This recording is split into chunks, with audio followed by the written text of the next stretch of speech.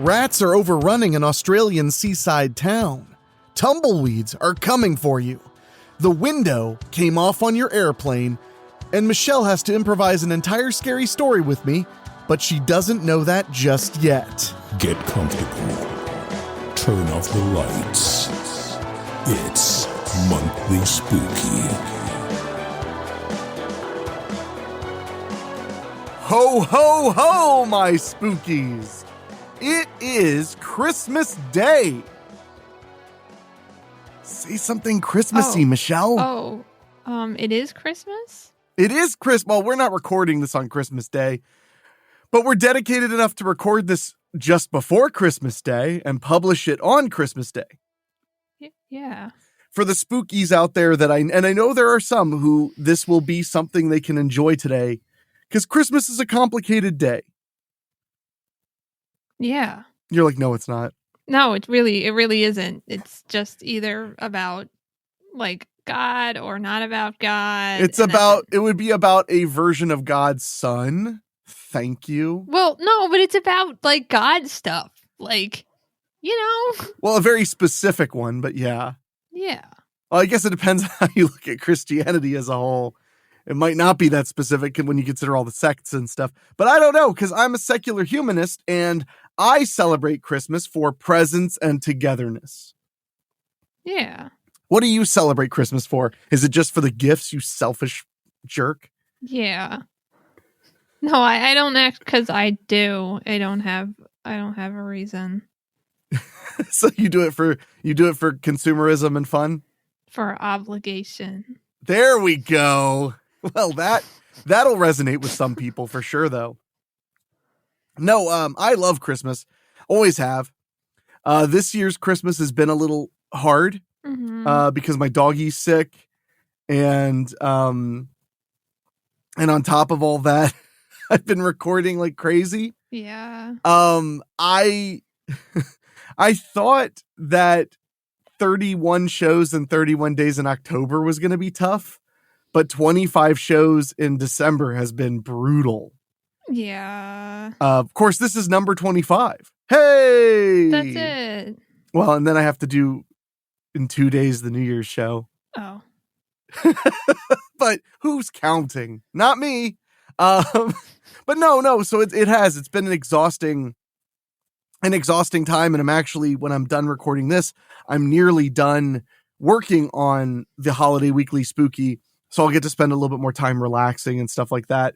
Good. But no, the holidays can be a very complex time. Some people have very questionable relationships with their family, or very hard relationships with their family, or relationships with the holiday season in general. Some people just simply have to work, because they're too important. Like when I was growing up, 2 of our family were police dispatchers. Whoa. So, like a lot of times they would be at like holiday dinner for like 40 minutes. Wow. Yeah. They would be there. They would like fill up a plate, scarf it down, and be like, I gotta go because we're needed today. Yeah. And then there are people who work in the service industry who I am thankful for them, because I've spent several holidays without anybody to be with. And I'm very thankful for the few places that are open to serve sad sacks like me. When the time comes, so, but no, so this podcast is for everybody, but it's especially for those of you out there who need a little something to put in your ears. You're driving a long distance to be with family, or you're working a long shift because you can't be with them, or what have you. I wanted to put a show on Christmas Day. Yeah. That's what it really comes down to. I wanted to do that in case anybody needed it. Good. So, but that all being said, before we came on the air, Michelle said something very bizarre and upsetting to me. And I stopped the conversation dead and said, we're hitting record.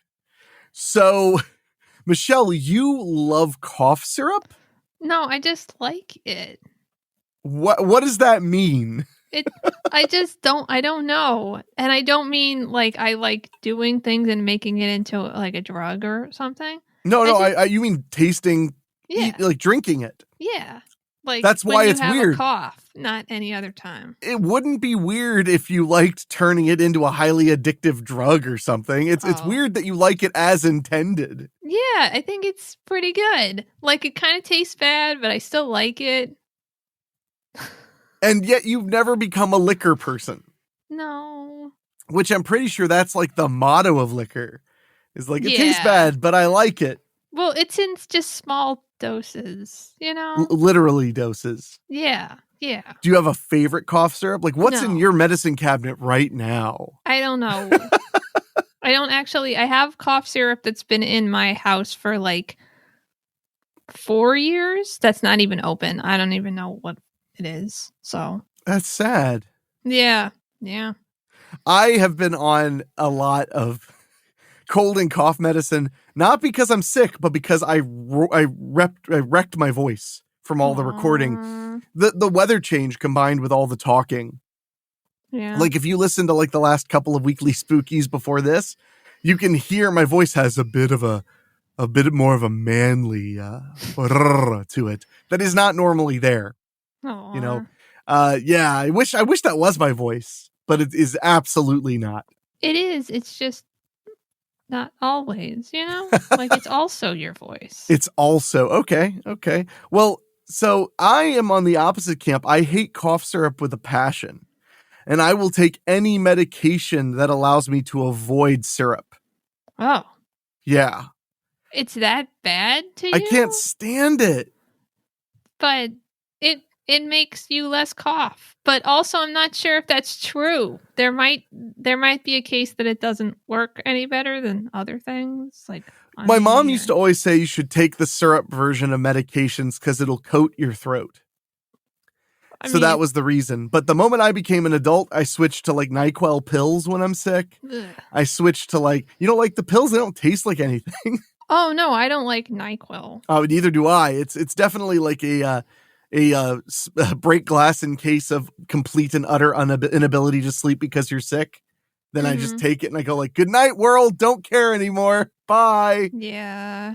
Does it make you feel weird? It makes me feel weird. Yeah, I mean, I can't take any of those kind of things. So they don't like make me tired. They just make me feel weird. So what? Wait, but you can take cough syrup. Yeah, it's just for coughs. Huh. This is a very strange turn of events. So I don't understand. Did I mention I might have broke my pinky toe? No. It might be broken. When did you and how? Last night, I walked into something with only my pinky toe. Oh. It still hurts. That makes me think it might be broken. Is it like pretty colors or what's going on with it? It's mostly normal now. I'm hoping it, but the fact that it still hurts so badly when I touch it to things makes me worry that it's broken. It's possible. I mean, like a fracture, like a little break, nothing crazy. I'm not fancy. I don't go for like the big showy broken toes, you know? What's that face? Have you broken a toe before? I believe so, yes. Yeah, that's the other problem with broken toes is like, for the most part, they just tell you, well, walk carefully until it heals. Yeah, exactly. Yeah, especially like, okay. with the little like pinky toe. Mm-hmm. You can't really do anything for that, so. No, it hurts. Yeah. So that's, I actually forgot all about that with everything else that's been going on. Forgot my pinky toe really hurts. You can tape it to the one next to it if you want. For fun? Yeah. Just festive? To stabilize it, make it feel less bad. Huh. I might try that. I feel like it's not perfectly level with my other toe, so it might be hard to do that. Well, I mean, you don't have to like pull it in and like, you can just tape it where it is. I don't know. I don't know what your toes look like. Michelle is not a doctor. This is not medical advice. But no, I am fine. I mean, I'm sure everybody thinks I'm a wreck. And by everybody, I mean literally everybody who sees that I'm a wreck right now. But what can you do? I don't know. Well, obviously you can podcast. Oh, okay. And that's what I'm doing. So, but I'm very confused and disturbed by you liking cough syrup. That's so odd. It's okay. I don't understand that you don't have a favorite though. I don't like it like that. I mean, like, I feel like because I don't like it, I would, if I had to take it, I would have a preference. Huh. Well, I know what you're going to be putting in your eggnog tonight, like just a little cough syrup just to make it a little nicer. I can't afford eggnog. Oh, you can make eggnog. It's not hard. I don't want to use raw eggs. Well, you cook them a little bit. I don't trust it. You temper the eggs. No, I'm not. I like how you're like, that's worse. That makes me madder. Yeah, now I'm angry about it. Well, with all that holiday talk behind us, I think we're going to go to a quick break, and then we'll be back with the spooky news.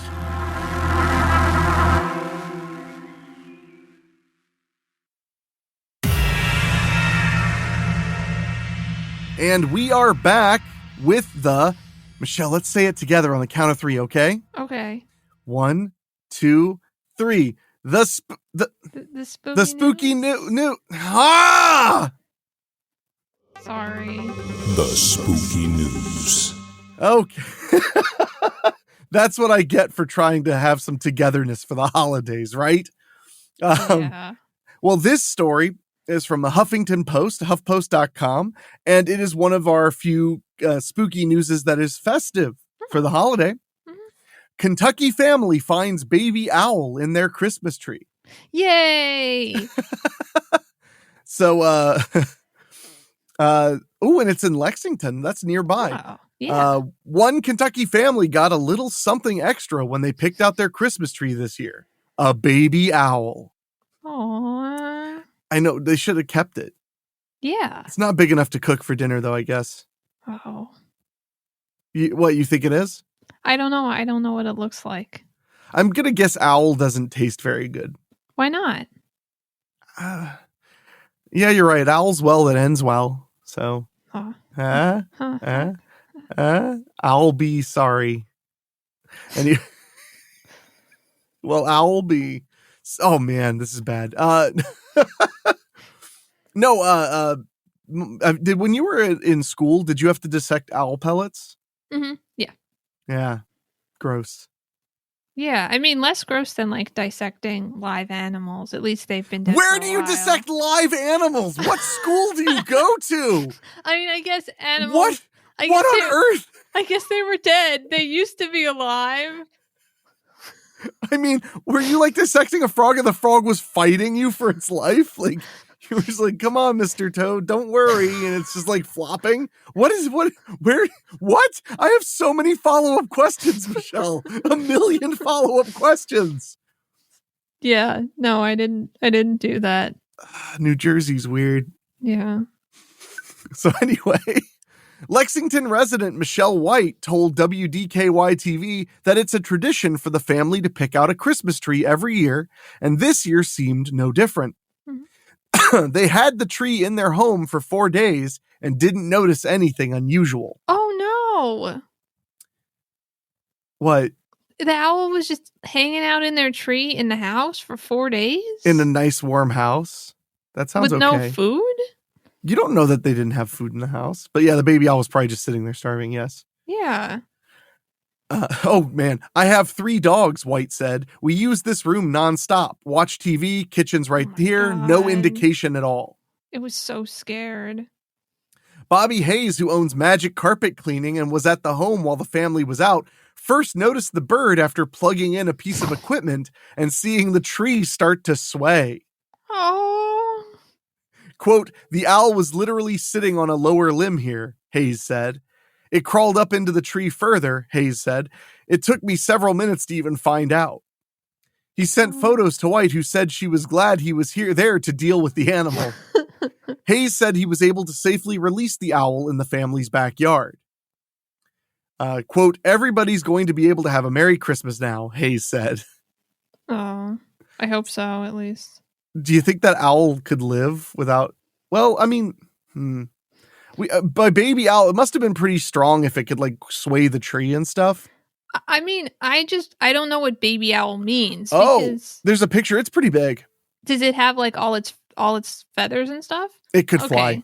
Okay, then I'm not too concerned. My bigger concern is that the trees don't always come from like locally when you buy them. So like I just hope it's like in a habitat. It can. Maybe where you are, but around here we go to straight to the tree farms.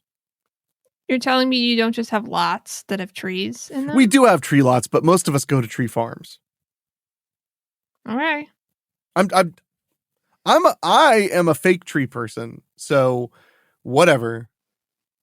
You're killing trees for your own joy. Yeah. Well, this next story, it involves the owl's favorite snack. This is from NPR, your favorite place in the world. Rat plague hits an Australian coastal town and thousands more wash up on shore. Oh.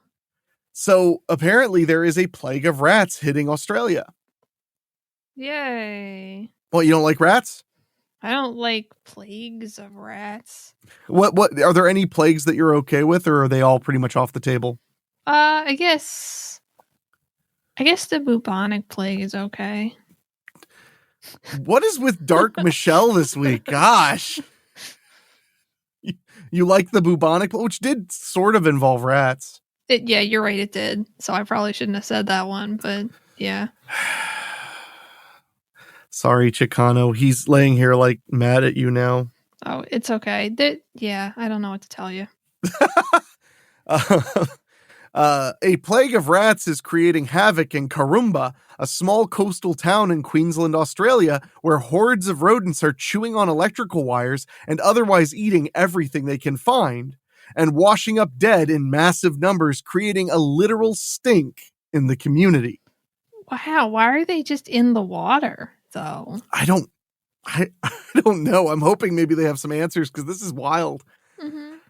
Quote, the stench is quite bad, Carpentaria Shire Council Mayor Jack Bowden, whose shire includes Karumba, told NPR. But if coastal winds prevail, he added, it is still livable. Oh, God. Yeah, when you're judging stink conditions by livability, you're having some bad times. The rural town isn't alone. Other parts of Western Queensland are also enduring a plague of native long-haired rats, whose population exploded after copious rainfall boosted plant vegetation across hundreds of miles of the inland outback. Huh, okay. So there was a boom of food, which I guess caused a boom of rats to be born, and now they're hungry for more. Yeah. This reminds me of The Simpsons, where it's like, we got to bring in snakes to eat all the rats, but then we'll have all these snakes. That's when we bring in apes that crave delicious snake meat. But then we'll have apes all over. The apes can't survive winter, so they'll all be dead by January. Okay, guess your plan's all right. The long-haired rat eats shoots and leaves. Have you ever heard that joke? No, I don't know. The long-haired rat eats shoots and leaves. There's an old joke about a koala bear being in a bar and eating dinner, yeah. and then pulling out a gun and shooting a guy. And he's like, "What are you doing?" He's like, "I'm a koala bear. Look it up." And he looks it up as a koala bear eats shoots and leaves. I've just never heard outside of that joke something say eats shoots and leaves. Yeah. And then leaves for the north seeking more food. Researcher Emma Gray of the School of Biology and Environmental Science at Queensland University of Technology told NPR. Like an army, the mass of rats also has a very effective and literal force multiplier.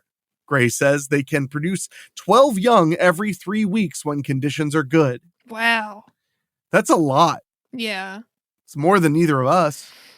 Oh, I would think so. I would hope so. It is insane, the amount of rats. As photos and video from the scene show, thousands of rat carcasses are decaying in and around Karumba after washing up in clumps on seawalls and shorelines. Gross.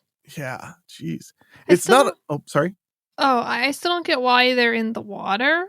But well, I'm guessing that these are ones that drown when they're like getting too bold looking for food. Oh, that would be my guess. Though? I mean, when there are already thousands upon thousands of them, I mean, they got to die. They're just if spilling they're alive. into the water. I mean, I'm not a rat expert, but I can pretend. Yes, they are. Got it. It's not unusual for thousands of visitors to descend on Karumba, whose human population numbers in the hundreds. Oh, wow. Those annual guests are gray nomads, retirees who arrive in campers and RVs, drawn by the allure of scenic water views, fishing, and a laid-back atmosphere, as well as dead rat stench. Yeah. But alarms were raised earlier this year. In July, a Carpinteria official informed the Shire's council that, quote, the public have reported an increased number of rats and mice.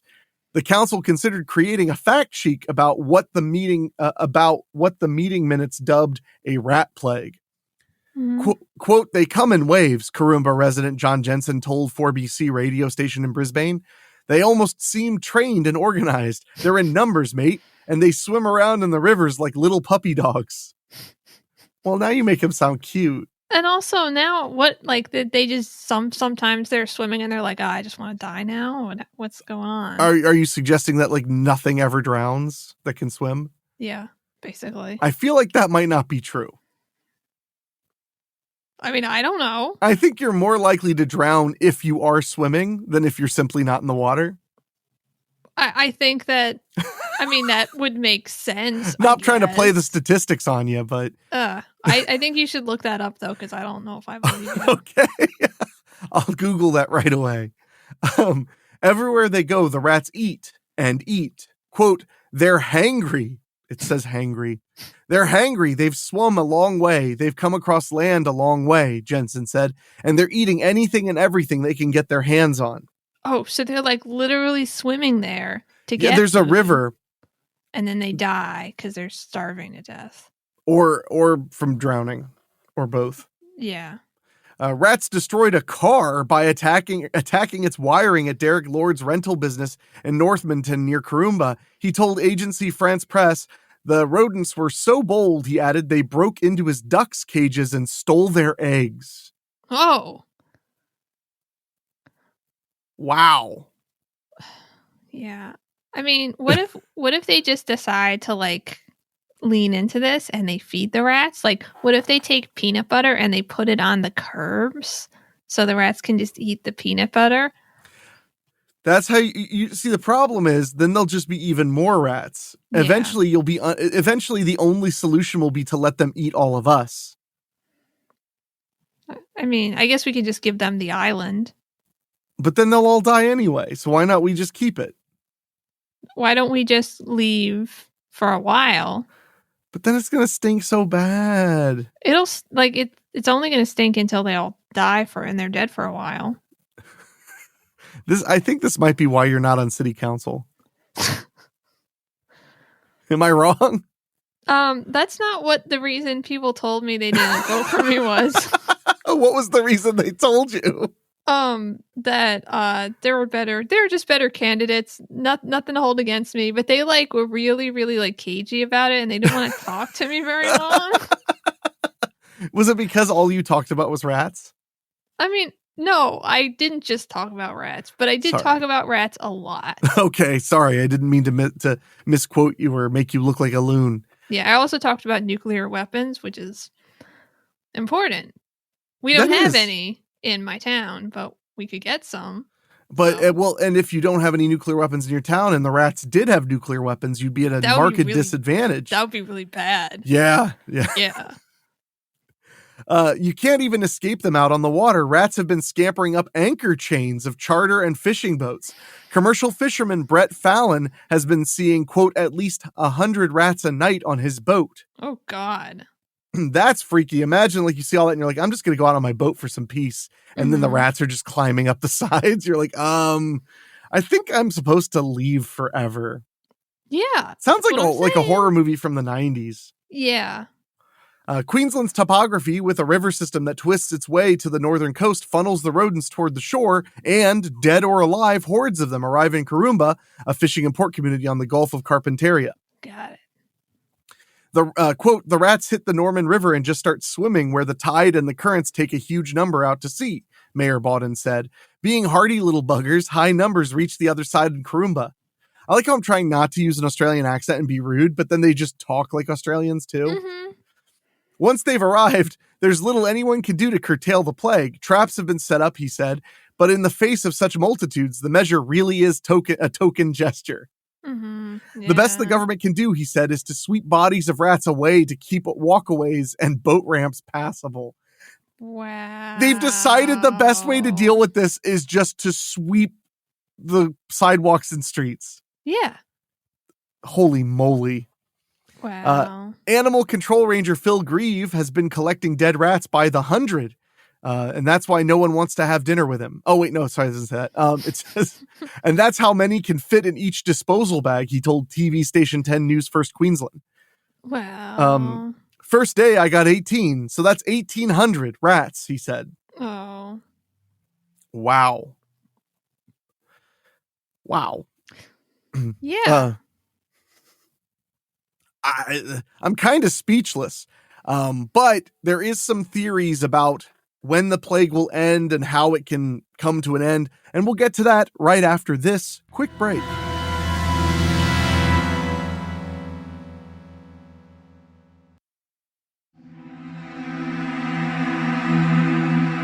And we're back with more spooky news as we are finding out how to end this literal plague. Usually when you hear the word plague involving animals, insects, whatever, outside of the Bible, it's not literal. It's kind of somewhat figurative. Mm-hmm. But this sounds like a literal plague of rats. The fact that they have to yeah. sweep the sidewalks to be passable because of all the dead bodies. Yeah, it's pretty bad. Yeah. Of dead bodies of rats, not of like the humans that they're killing. Well, that comes later. There's not that many humans on the island, so they probably wouldn't have to sweep the streets. That's true. This that reminds me vaguely. There was this movie called Wild Beasts, and it was a movie about this. It was this crazy. I think it was made in Germany, foreign movie from the 70s or 80s, and in it somebody poisons the water's aqueduct with PCP. Whoa! And it goes into the animal cages at the zoo, and all the animals go completely insane and just start attacking everything and everybody. Okay. And the rats are just eating people alive in their cars. Wow. The rats aren't from the zoo, but they were just in the aqueduct. Okay. So they go crazy and start eating people. And the way they fight them off is with a flamethrower. Okay. Yeah. It's the only thing that gets them to scatter. Okay. I guess they could use a flamethrower in this situation too. Yeah, but unfortunately, they don't have the right to any weapons. So they just got to give those rats a stand talking to. Yeah. Oi! Get out of here! The rats are just he's scrawny little bugger. Anyway. So when asked when the plague will be over, here's what the article has to say. To the layperson, a plague of rats might seem to signal the apocalypse. But Gray says the long-haired rats arrive in cycles. Okay. Quote, this phenomenon is a natural process that occurs at irregular intervals ranging from 3 to 17 years. Okay. It doesn't sound like intervals to me. It just sounds like sometimes just wild shit happens, but that's just me. The last large rat migration or eruption in the region, Gray said, happened around 12 years ago, but records of them go back for centuries. Yeah, so it's real. Okay, so everybody who's living there just should know better. They should be like, this place is great. Why is it so cheap? And then the realtor's like, I don't know anything about the rats. And they're like, what? And they're like, what? What about rats? Nothing. I have no idea. I don't even know what a rat is. Are we just making up words now? As quickly as the rats erupt or boom in numbers, so do they decline or bust, Gray said. Mm-hmm. The decline can be linked to several factors, from a change to dry conditions to increases in inbreeding and disease, and predators that feast on the rodent influx. Feral cats, for instance, are eating very well. Mm-hmm. It sounds like there are so many rats, I would imagine they're just eating the cats first. But maybe that's just my own fear. Yeah. That's how they signaled in that movie Wild Beasts that the rats were completely out of control, was they ate a cat. God. There's this big cat and then they all just jump on it and start eating it alive. Jeez. Oh, rats.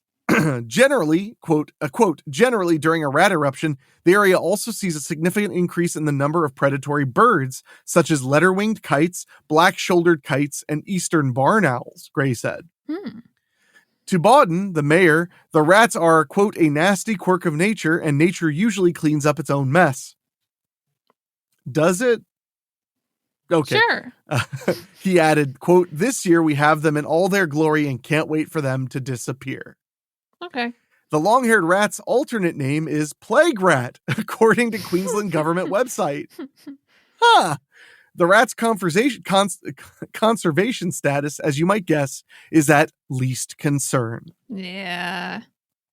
So those are rats plaguing Australia. Okay. But it sounds like they're familiar with this, so I'm not too worried now. Okay, good. As long as you're not worried, I think everybody will be okay. Okay. So, do you want to guess where this story's from? Mirror.co.uk? Close. Mirror.co.uk. Wait, what did you say? No. This one caught my attention. It says ghost hunters left sick after encounter at one of UK's most haunted buildings. Oh, okay. I'm hoping the story isn't just that like he got a cold after being there or something, which might be. They all got stomach viruses. It does say sick in air quotes, so I'm not sure. But let's find out. A group of paranormal hunters were left feeling, quote, sick after they were reportedly confronted by a bad-mouthed ghost after they stepped inside a haunted nunnery. Oh. TikTok hunter, do they hunt TikToks? Yeah. TikTok hunter Tony Ferguson said he was left stunned by the spooky encounter which allegedly took place in the nunnery in Ranelagh Road, Malvern, the Midlands. He claimed a ghost swore at his team and said they heard a bizarre dragging noise inside the Victorian building when they visited on December 9th. Okay. Could have been Krampus. Isn't December 8th Krampus Day? I don't know. Oh my gosh, now I have to find out because my audience will be like, you don't know Krampus Day? Krampus Nacht. It's December 5th. I was wrong. Okay, so now it's probably not Krampus at all. Sorry. I can't lie. I pretty much always guess Krampus. I know, it'll be the middle of July and it'll be like, I think I have athlete's foot. I'm like, Krampus. Yeah. The eerie site, which dates back to 1879, is a huge plot where more than 250 nuns were believed to have once lived. It was forced to shut down in the mid-1980s when numbers dropped, but the abandoned building remains a remnant of the past and has been dubbed one of the country's most haunted places. All right. You know, I mean, the UK seems to be full of haunted places, like just chock full of them. Tony and his fellow paranormal investigators visited the landmark to find out if long-standing claims of the nunnery and its substantial grounds being haunted were true. He said, quote, while we were all together in the basement area, we all heard a dragging sound above us. Natalie said she had never heard anything like it before. We then began our investigation and were shocked to hear tapping noises, banging doors, disembodied voices telling us to fuck off, get out. We even had responses to some of our questions. The group's devices reportedly responded to the paranormal activity with beeps during their exploration of the nunnery. They do that. Tony describes it as a phenomenal sight. So, as a professional home inspector, Michelle, what do you think is causing dragging noises from above? They're on a lower floor. And this house is extremely old. I mean, the only thing, mostly nothing makes dragging noises. So like maybe maybe a window was open and it was blowing something across the floor and they were hearing like, besides that, I assume just somebody dragging something. Oh, Chell, always the skeptic. What about tapping noises? Oh, it could be literally anything. You know, like it could be the wood could be expanding or contracting because of the temperature, and they could mistake it for tapping. Something like that. Sorry. Or little bits of plaster falling from the ceiling. Okay. What about banging doors? Maybe the doors aren't balanced correctly. So they slam because when they're opened, they are just predisposed to close because, Well, and this is a Victorian house, so the doors are probably super duper heavy. Mm-hmm. What about disembodied voices telling them to fuck off and get out? Squatters. Oh, I really thought you were gonna be like water damage. Yeah. Black mold, yeah.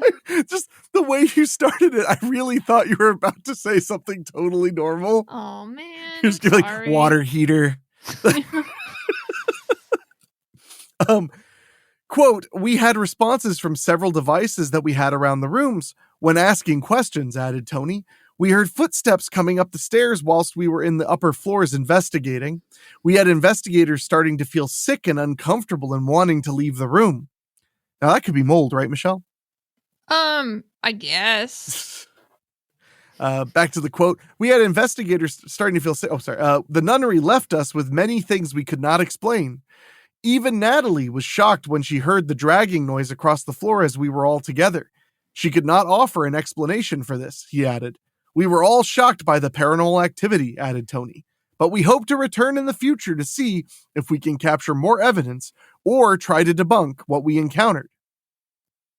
Okay. So they didn't really get sick. They just got scared. Yeah, they just got a little sick in their tummy tums. I guess.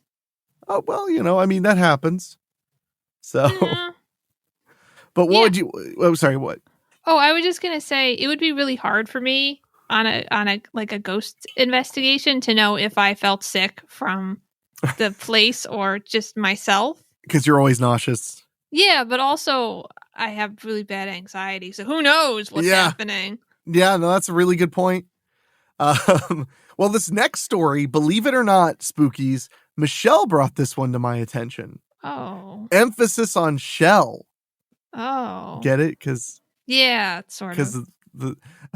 She sent me this one, care of BBC.com. Milford Haven, garden ornament turns out to be live bomb. Yay. So, while this isn't entirely Christmassy, it is a decoration. And the moment I read that headline, I was like, well, I suppose we could talk about that. A couple who kept an old naval shell as a garden ornament said, quote, it was like the passing of an old friend when it was detonated by a bomb disposal team. And the British like to joke about how we Americans are too attached to firearms. But they're like, it was like losing a friend when the naval shell we used to keep in our lawn was detonated. That is so unbelievably dangerous. Oh, yeah. I mean, I originally heard this story on NPR on the BBC affiliate. Okay. So, I heard that the owner, talking about it and stuff. It's weird. It's weird. It gets weird. Because, I've always heard those stories about, you open up a trunk, your dead grandpa's trunk, and you find all the stuff, and then you realize that the hand grenades in it haven't been decommissioned, that they're, live. And then you have to go somewhere special and have them drilled or detonated. Yeah. Yeah, I always hear stuff like that, and it always creeps me out a little bit. And do you remember I think it was in the 90s, they published a Superman comic about leftover landmines in Kosovo? Do you remember that? No, I don't. Well, it was during the fight in Kosovo in the 90s. I guess when it wrapped up, there were problems because all the landmines hadn't been cleaned up. Right. So one of the ways they were trying to get the word out was they did a Superman comic where Superman saves these two boys from a landmine and then explains to them how you can't go wandering around and basically parroting the safety tips that they had been giving children in that area. It's kind of like when you hear about in Polynesian islands, the little atolls and stuff that nobody lives on, that there'll be bombs just sitting there that didn't go off or that accidentally dropped or whatever. Yeah. It's a crazy thing to think about. Mm-hmm. It really is. But more crazy sounds like this couple might be more crazy than that. Yeah, I like them though. I'm glad you do. It had been outside the home of Sian and Jeffrey Edwards in Milford Haven, Pembrokeshire, and is thought to date from the late 19th century. I'm surprised it went off. Although sometimes to detonate, they literally attach another explosive to it and blow it up. Yeah, I mean, I'm not going to tell you. So. Okay, well, sorry. The couple thought it was a dummy with no charge. I mean, that I didn't. It'd be great if they were like, we just don't care. Yeah, we just liked it. It's just cute. And for the record, like they show a picture of it. It's just this little red, this little red tube with a little point at the end. Mm-hmm. It doesn't look that special. It looks ornate. I will admit, it looks kind of rustic because it's old. Yeah, so it looks like it's supposed to be there. Mm-hmm. But it's also a friggin' bomb, a live bomb from a time period when I wouldn't trust bombs. The 19th century, I wouldn't trust a bomb from 1915. Yeah. I wouldn't trust a bomb from 1940. I mean, I don't really trust like bombs. Like I was getting there. As the more I was saying stuff, the more I was realizing. No, the more I was just realizing it. I was like, actually, I think I just don't trust bombs. Yeah. The Ministry of Defense said it removed the 64-pound naval projectile. Mrs. Edwards said she used to bang it with her trowel to remove earth after gardening. They should go out and buy a lottery ticket. Yeah. Like, Mrs. Edwards used to bang it with her trowel, removing earth from the garden. Mr. Edwards used to yell swear words at it and shoot it with a firearm. It's just like, what? And actually, we'll get back to more about this very interesting English couple and their beloved bomb right after these quick messages.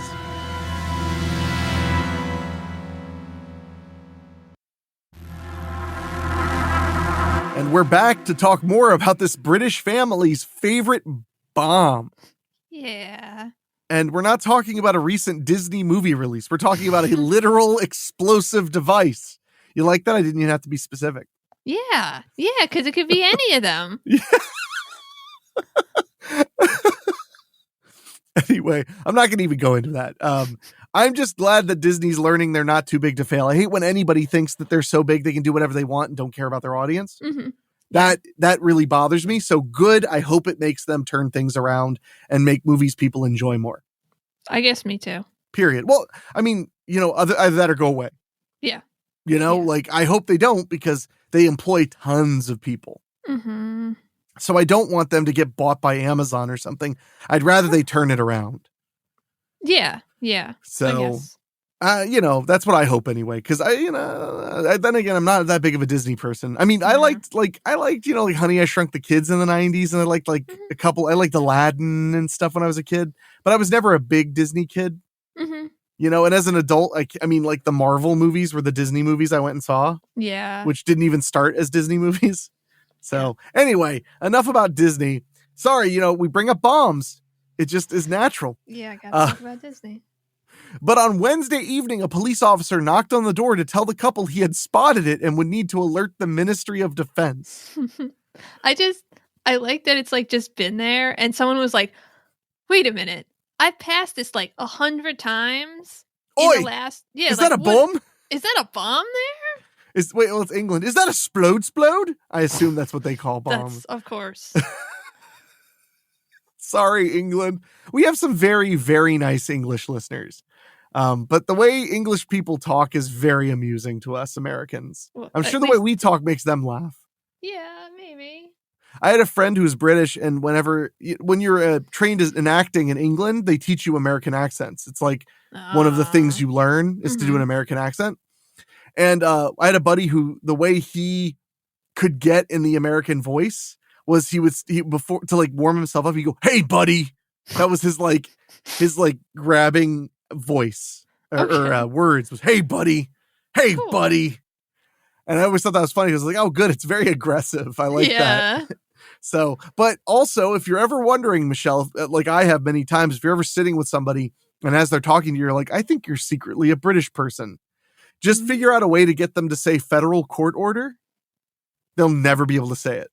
Okay. They'll never be able to say federal court order. I mean, can you even say federal court? Actually, I'd like to order. Well, say it one more time. I need to know you're not British. Federal court order. Okay, that's pretty good. It's fine. What about the rural juror? The rural juror? That one's a little harder. Yeah. That was a joke on 30 Rock. She was in a movie called The Rural Juror. And they were like, well, the movie, we think one of the reasons the movie's tanking is that nobody can say it. Anyway, back to other tanks. But yeah, a cop just walked by and went, "Blimey." That's Australian, but yeah, just was like, "Holy crap, that's a bomb." Yeah. After all those years of it just sitting there chilling. An hour later, he told the shocked couple that the bomb squad... You're going to love this. An hour later, he told the shocked couple that the bomb squad would arrive the next day. Well, that's your government at work right there. Yeah, it's okay. It can wait till another day. I guess their attitude is like, what's, another day after like 40 years or something. Mm-hmm. I hope they explain where they got it, because like it's weird. I hope they do in this article, because they did on the radio. They like explained the whole history of the bomb. It was a sleepless night, I can imagine, for Mr. and Mrs. Edwards, who had been told the whole street might need to be evacuated. Quote, "We didn't sleep a wink all night. It knocked us for 6. I'm guessing that's a saying. Yeah, I don't know what that said means. Mr. Edwards. "I told the bomb disposal unit we're not leaving the house. We're staying here. If it goes up, we're going up with it." Yeah, What? They love the bomb. I guess they took that movie too seriously. How I Learned to Stop Worrying and Love the Bomb. What? That makes no... What? They don't. They care about it. I don't know. All right, like, I'm not religious, but these people need Jesus. No, they have the bomb. They have the bomb. Because that's insane. Like, my first question would be like, "Oi, you gonna get us a hotel room? Like, since you're gonna make us evacuate?" But at the same time, I'd actually want to evacuate because there's a friggin' live bomb leaning against my house. Yeah, I guess they really didn't think it was gonna go off. Probably. Yeah, so they were that's like, yeah, probably it. whatever. Well, But they'll take us with them. Whatever. But they sound insane in they this do article. sound insane. Yeah, but I like them. They sound downright American. I approve of when Americans are like, "Nope, I'm doing the dumb thing. Leave me alone." The test proved it was live, but with only a tiny amount of charge. It was taken to a disused quarry in Wayland's Castle, covered with 5 tons of sand, and detonated. Aww. Rest in peace, little bomb. Yeah. You never got to hurt anyone. After living in the street since he was 3 years old, 77-year-old Mr. Edwards was sad to see it go. Quote, "It was an old friend. I'm so sorry that the poor thing was blown to pieces." What is with this guy? I like him. He's all sentimental about the bomb. It's like, I looked at a little picture of their garden. They have other tchotchkes and stuff. Like, but they don't have another bomb. I guess look, I am known to be quite the eccentric, but I don't want a bomb in my front yard, even if it's not detonated. That doesn't sound like a good decoration to me. I mean, I guess everybody can have their own opinions. Wow. So would you put a bomb in front of your house? I mean... Assuming it was decommissioned? Sure. Why not? Okay, I know it. Damn it. I already got your Christmas present. Now I gotta rush out. I gotta rush out and do last minute bomb shopping. Yeah, it's gonna be difficult. At this time of the year especially. I just get to like the lot and the guy's just counting money. He's like, "Only got 1 bomb left on the lot." It's just this little sad bomb. Exactly, yeah. Like, "Oh, he needs a home. Be careful with that thing, it's live." And I'm like, "Oh, what is with humans? We're weird. Really weird. We have problems." Mr. Edwards said he had been told its history by the Morris family, whose relative used to own the house. They said he'd found it more than 100 years ago. And it's just been sitting in front of that house. Warships for the Royal Navy used to drop anchor in St. Bride's Bay and point their guns toward the Broadhaven and open fire, he claimed. What a wonderful story. They used to use the sands for target practice. They'd make sure there was no one on the sands, mind. That means they didn't actually check. Many were killed. Well, Pop Morris, who went around delivering lemonade, was going down to Broadhaven with his horse and cart and found the shell. He struggled back up to the beach with it, put it on the back of his cart, and had a very bouncy 7-mile ride back home. Okay, there is a lot of history, but it's literally a bomb. Yeah, but somebody found it. He plonked it upright in front of the courtyard, and that's where it remained. It was... Is that what you're like, Michelle? Are you just like, if you found like a bomb on like somewhere, would you just be like, I'm putting this in my yard? Yeah. I could use more stuff in my yard. Yeah. Okay. Maybe I will get you a bomb. Okay. He struggled back up the beach with it and put it in the back of his car and had a very bouncy 7-mile ride back home. I already read that. Sorry, but I gotta read that. I read that again because it still tickles me though. It was later sunk into concrete and painted red to match the window ledges when Mr. and Mrs. Edwards bought the house in 1982. Wow. Okay, I mean, I wouldn't put it in concrete. That's ruining it. Yeah. Quote, it stood there during 2 world wars, said Mr. Edwards. Good thing the Blitzkrieg didn't hit them. Yeah. That would have been a little bonus destruction. Yeah. The Ministry of Defense said, quote, we can confirm that on 30th of November 23rd, 2023, Oshchurch Troop 721 EOD Square 11 EOD and S Regiment RLC responded at the request of Dyfed Palace Police to a suspect item of ordnance. The EOD team assessed the item and determined it to be a 64-pound naval projectile, which was removed from the scene for subsequent explosive demolition. Aww. So rest in peace, explosive piece of decor. Yeah. That's completely insane to me. Yeah, I like it. But I don't know. But I want to talk about something that's also a little bit Christmassy, Michelle. Okay. Flying in a plane. Okay. Like traveling, right? Sure. You travel quite a bit. You have traveled quite a bit, right? Mm-hmm. And you've traveled by plane quite a bit, I would assume. Not quite a bit. Here and there? Some. Yeah. How many times have you been on a plane? More than 4? Yeah. That's pretty good. I have friends who've never been on an airplane. Wow. I know that blows my mind. You'd think at least once. Mm-hmm. But anyway, well, this story is from NPR, your favorite. And it says, crew aboard a U.S.-bound plane discovered a missing window pane at 13,000 feet. What? That's what I said when I read that headline. Maybe the glass is double paned.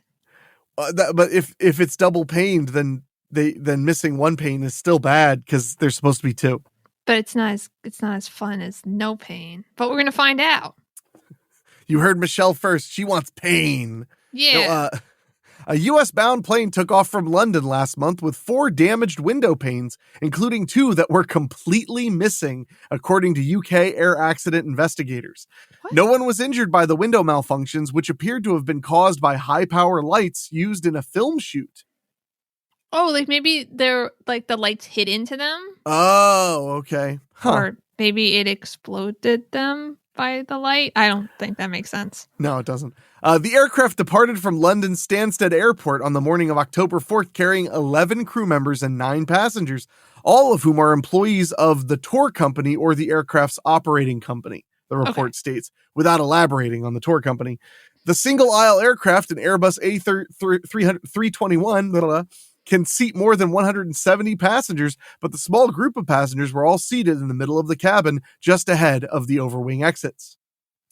The missing windows weren't discovered until the plane was climbing at an altitude of 13,000 feet. Wow. Quote, several passengers were called after takeoff, the aircraft cabin seemed noisier and colder than they were used to. Investigators wrote, a crew member walked towards the back of the aircraft where he spotted a window seal flapping on the left side of the aircraft. Okay, yeah, it's probably bad. Yeah. That doesn't sound great. Nobody inspects plane. I mean, it does. I guess not. I don't know, England. You guys got to get your stuff together. First, you have people living with bombs in their front yard, and now you have airplanes with missing window panes. Well, I mean, maybe they don't normally inspect the window panes because they just assume that they'll be there. You know? That's exactly why you should inspect something. It's not about like it's always there. It's about will we die without it? Oh, well, they did die, so I think we're okay. Oh, actually, it says right here they died. No, I'm just kidding. Oh, damn. Well, that would be a horrible twist if it was like, so anyway, the plane imploded and crashed. Everyone died. Yeah. No survivors is what they would say. Um, gosh. Quote, the window pane appeared to have slipped down, the report reads. Huh. He described the cabin noise as loud enough to damage your hearing. As the plane approached 14,000 feet, the pilots reduced speed and stopped their ascent. An engineer and co-pilot went back to take a look at the window and agreed the aircraft should turn around immediately. Yeah. There's this movie that me and Dave love called Scarecrows. Mm-hmm. And it's a horror movie, but it's like an action movie. It's about this group of mercenaries who end up on this little rural area, and it's protected by these malevolent scarecrows, basically. Okay. But they're all waiting to get picked up, and airplanes coming to like pick them up. And the woman who flies the aircraft, she's like this like super like 80s hot chick with like really big hair flying an airplane with her dog in the other seat. Like it's supposed to be all cool and cute. Mm-hmm. But there's like wind blowing in her hair, like making her look epic. And every time Dave and I watch it, we're like, so she just cracked a window in an airplane so she could have like a little breeze, apparently, is what she's doing. Maybe she had a fan on. There was no fan. The window was open. Weird. Well, no, it's because it's not a real plane. I mean, it's a movie magic. Sorry to spoil it. Oh. But we'll go into more about this airplane's missing window pane. Woo! Makes me nervous. I've been actually craving to fly. Like that's something I really want to do next year is fly a little bit more. Okay. And when I read things like this, I get a little less excited. But we'll be right back after this.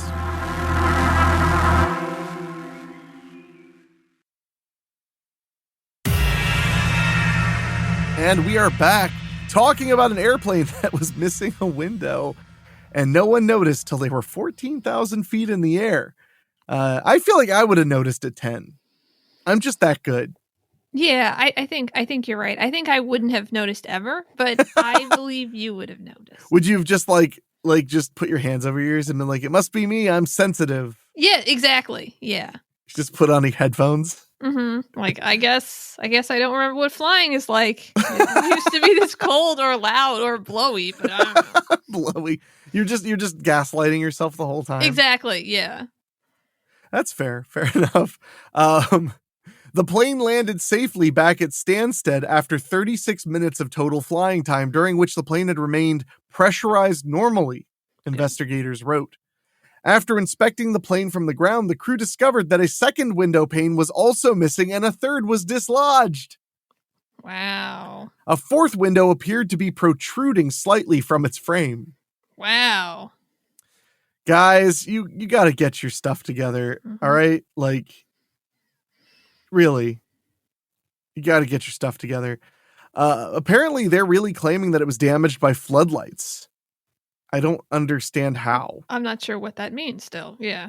Well, we'll read on before I chime in with my knowledge of movie lighting, but that doesn't make any sense unless they were like hitting them with the lights for fun. Yeah.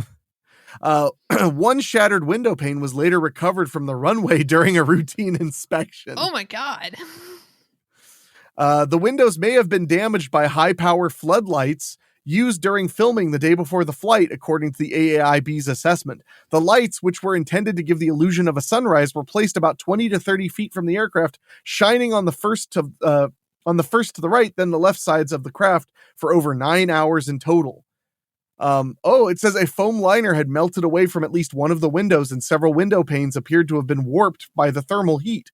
Okay, that's weird. If they were 20 to 30 feet away, I just don't think they could get that hot. But maybe I'm wrong. I don't know. It's that really just weird. Doesn't sound likely to me. But but maybe I'm wrong. Quote, a different level of damage by the same means might have resulted in more serious consequences, especially if window integrity was lost at a higher differential pressure, the AAIB agent wrote. In 2018, Southwest passenger Jennifer Royarden was fatally injured after being partially sucked out of a plane window that was smashed by shrapnel from an exploded engine. Well, okay, so as long as the engine exploded while they were in the air, that would at least make sense. Not like it exploded and then no one fixed the window. No, right? No. Several cracked airplane windows have made headlines in the years since, but aviation experts maintain that the risk of being injured or killed in such a scenario is still rare. Mm-hmm. I don't know, man. Ay, ay, Yeah. ay. Yeah, that's really impressive. I mean, I'm impressed. So, this next one, Chell, you want to guess where this is from? Because it's our old friends again.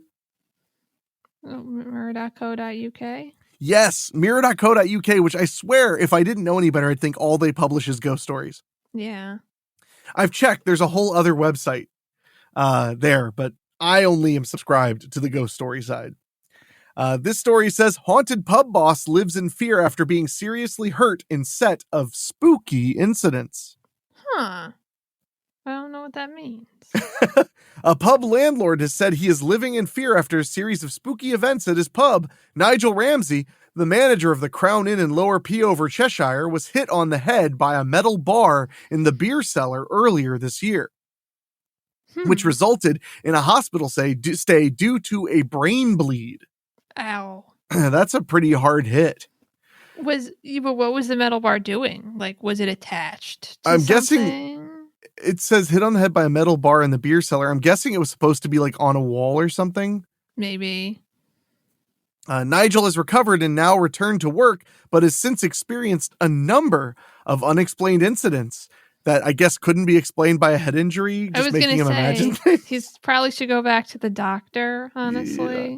These include a stool collapsing under him, glasses swaying on their own, and a TV remote flying across the bar. Well, if these are the things that he's convinced mean that he's haunted, then maybe I'm haunted. You have your TV remotes fly across your bar? No, but I like slip and bump my toe and then hit my head when I get in the car. And like, yeah. It's ghosts. He's having a bad time. It does sound like he's having a rough week. I'll tell you that much. Nigel shared his experiences with psychic medium Deborah Davies and Lindsay Steer from the Ghosts of Britain paranormal team. Is that the team that we read about before?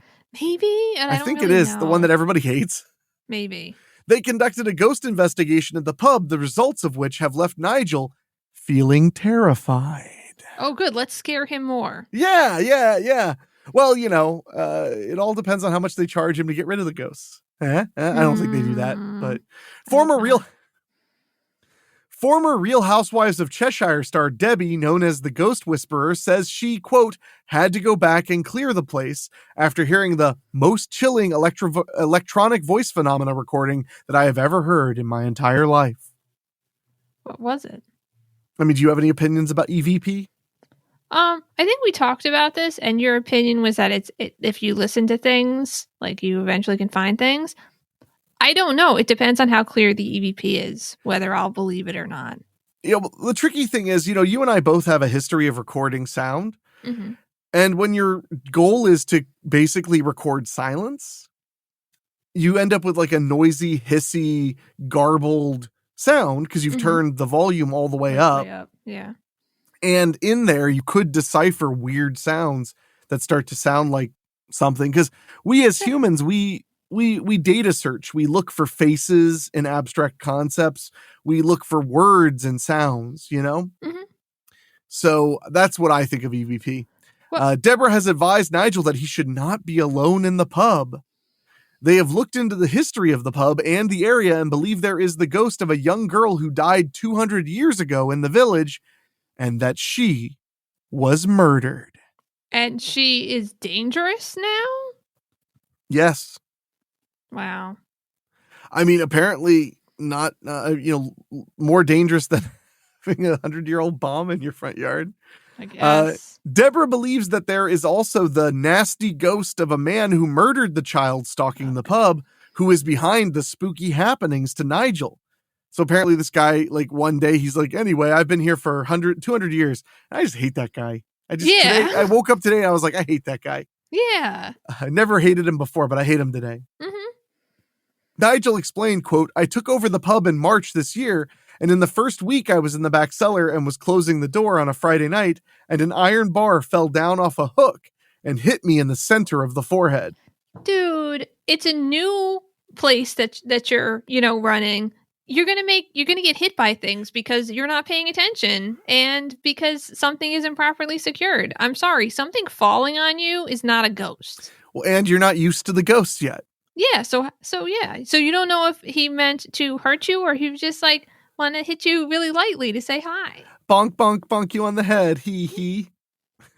Quote, it, gosh, quote, it caused me to have a bleed on the brain. I thought it was maybe just an accident at the time, but that was the start of the events.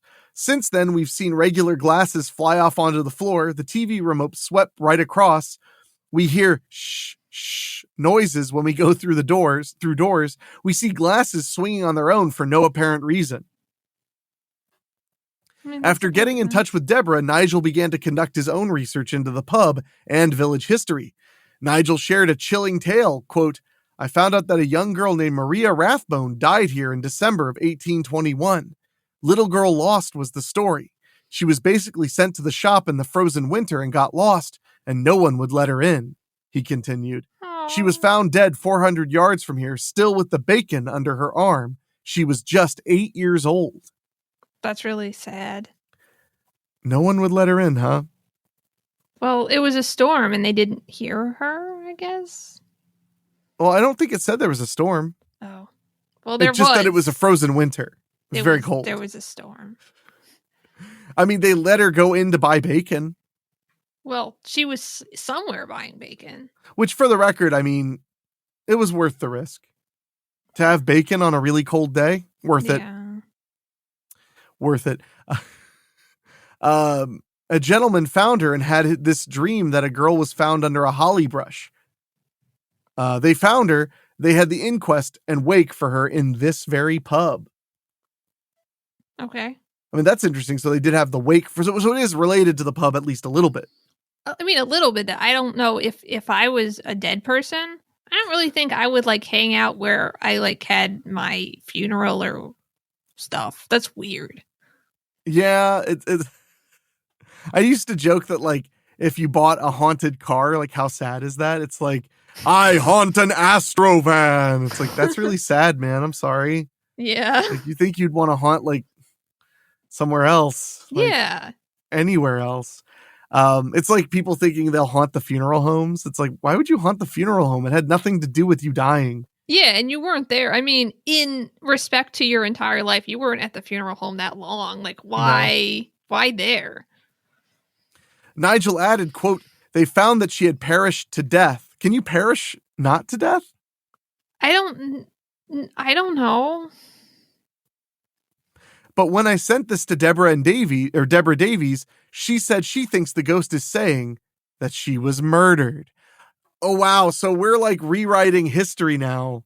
This little girl was murdered and didn't just freeze to death. Well, I mean, she could have been hurt by someone and then also froze to death. I see what you're saying. Yeah. Just seems like a bit of a stretch 200 years later. Well, I'm pretty sure that's what the ghost told her, though. So it's got to be real. Oh, here's a British word I've never heard before. The publican. That's what you call somebody who owns a pub. A publican. Okay.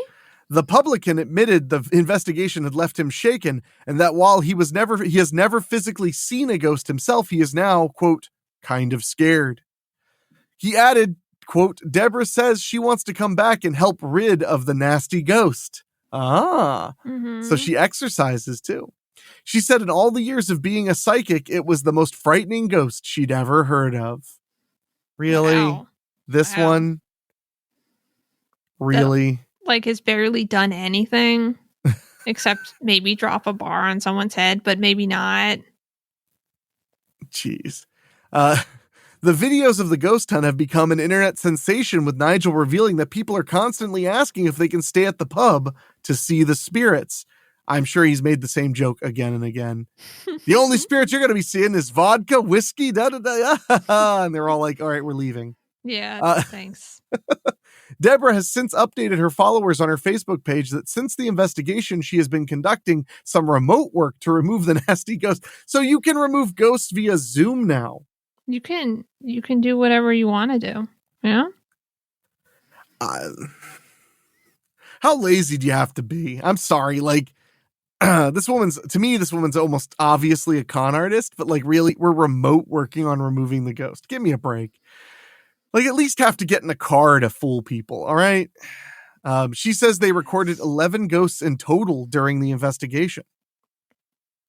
So I guess that there there's the ghost of the guy that killed the girl, and then 9 bonus ghosts. Yeah, they're just there. Yeah. And there's no explanation for them. That was it. Yeah. That's the article.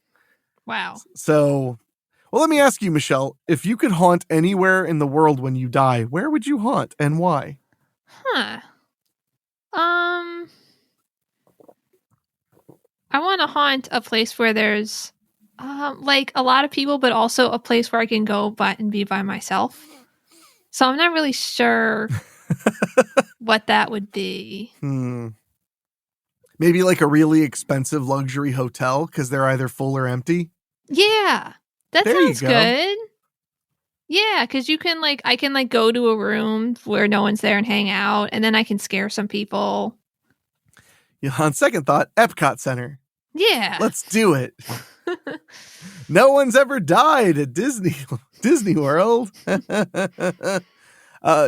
you heard about that? They still claim that. They've managed to, even though like a kid got eaten by an alligator there, they still managed to like keep it legally that no one's ever died there. Because he died on the way to the hospital or something? All I know is they have a really good lawyer. Wow. But we're not here to talk about Disney. At least not yet. But we do have a really interesting story involving Merriam-Webster and Santa Claus when we get back after these quick words.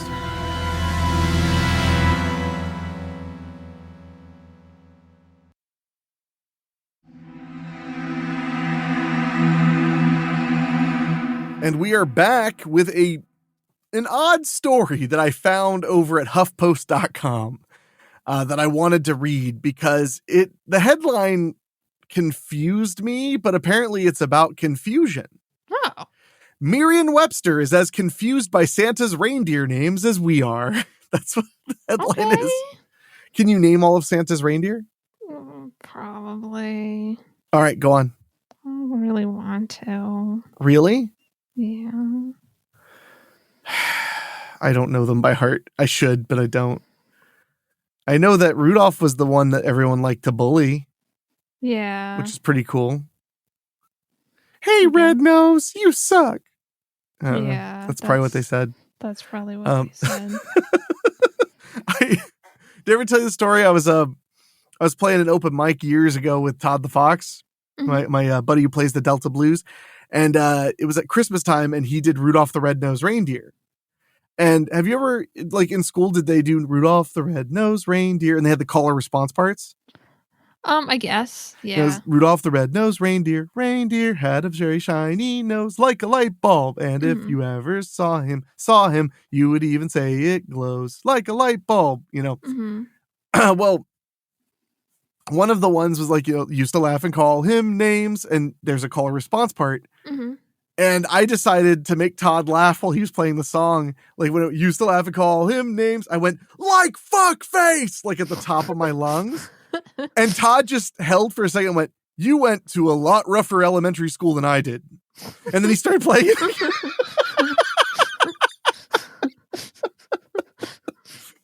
And now anytime Todd, like about 2 times since in the last 10 years, Todd's played Rudolph. And he always looks at me, like gives me a look when he's like getting to that part. Also, when I was in school, they used to say, you will go down in history. And it used to be, people would say, like George Washington. But in school, we used to all say, like OJ, because we were really edgy little kids. I wish I was joking. We would say, like OJ. Wow. Teacher would get all mad.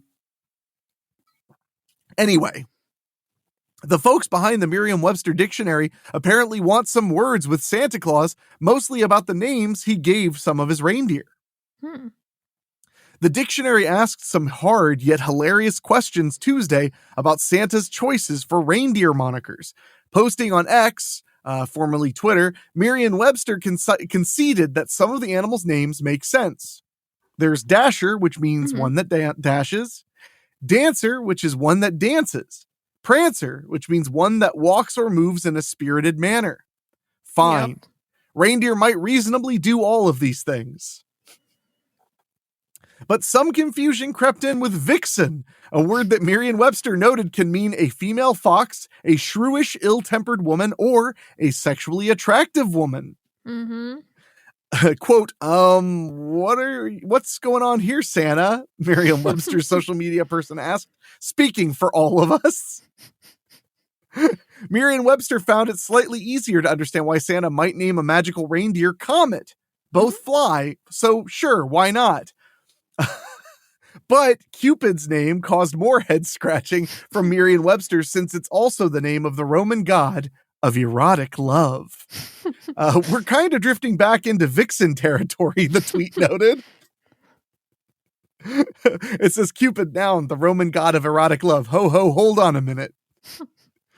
The dictionary had no notes for the final two reindeer, Donner and Blitzen, since their names are based on the Dutch words for thunder and lightning, which is pretty metal. That's literally what it says, pretty metal in the article. Quote, we've always thought these two were the bad boys of the sleigh, Merriam-Webster tweeted. The names of the 8 main reindeer first appeared in the 1823 poem, A Visit from St. Nicholas, a.k.a. 'Twas the Night Before Christmas. I love that poem. Do you like that poem? Yeah. I find it really like relaxing and nice, and I love Christmas. I really do. I know. It's been a hard one this year, man. I know. But I really love Christmas. I like the lights and stuff, and I was wrapping presents last night. I had a friggin' blast. Good. Wrapping presents. I'm so bad at it. That's why it's so much fun. Because like I've given up on improving. So now I just know that whatever I wrap is going to be scuffed, like horribly scuffed looking. Oh. It's okay. You know, that's why whenever I get people something, I'm like, congratulations, whatever it is, it's shaped like a square so I can wrap it. I bought a friend a pillow and I was like, Rachel, can you please wrap this? I give up. Aww.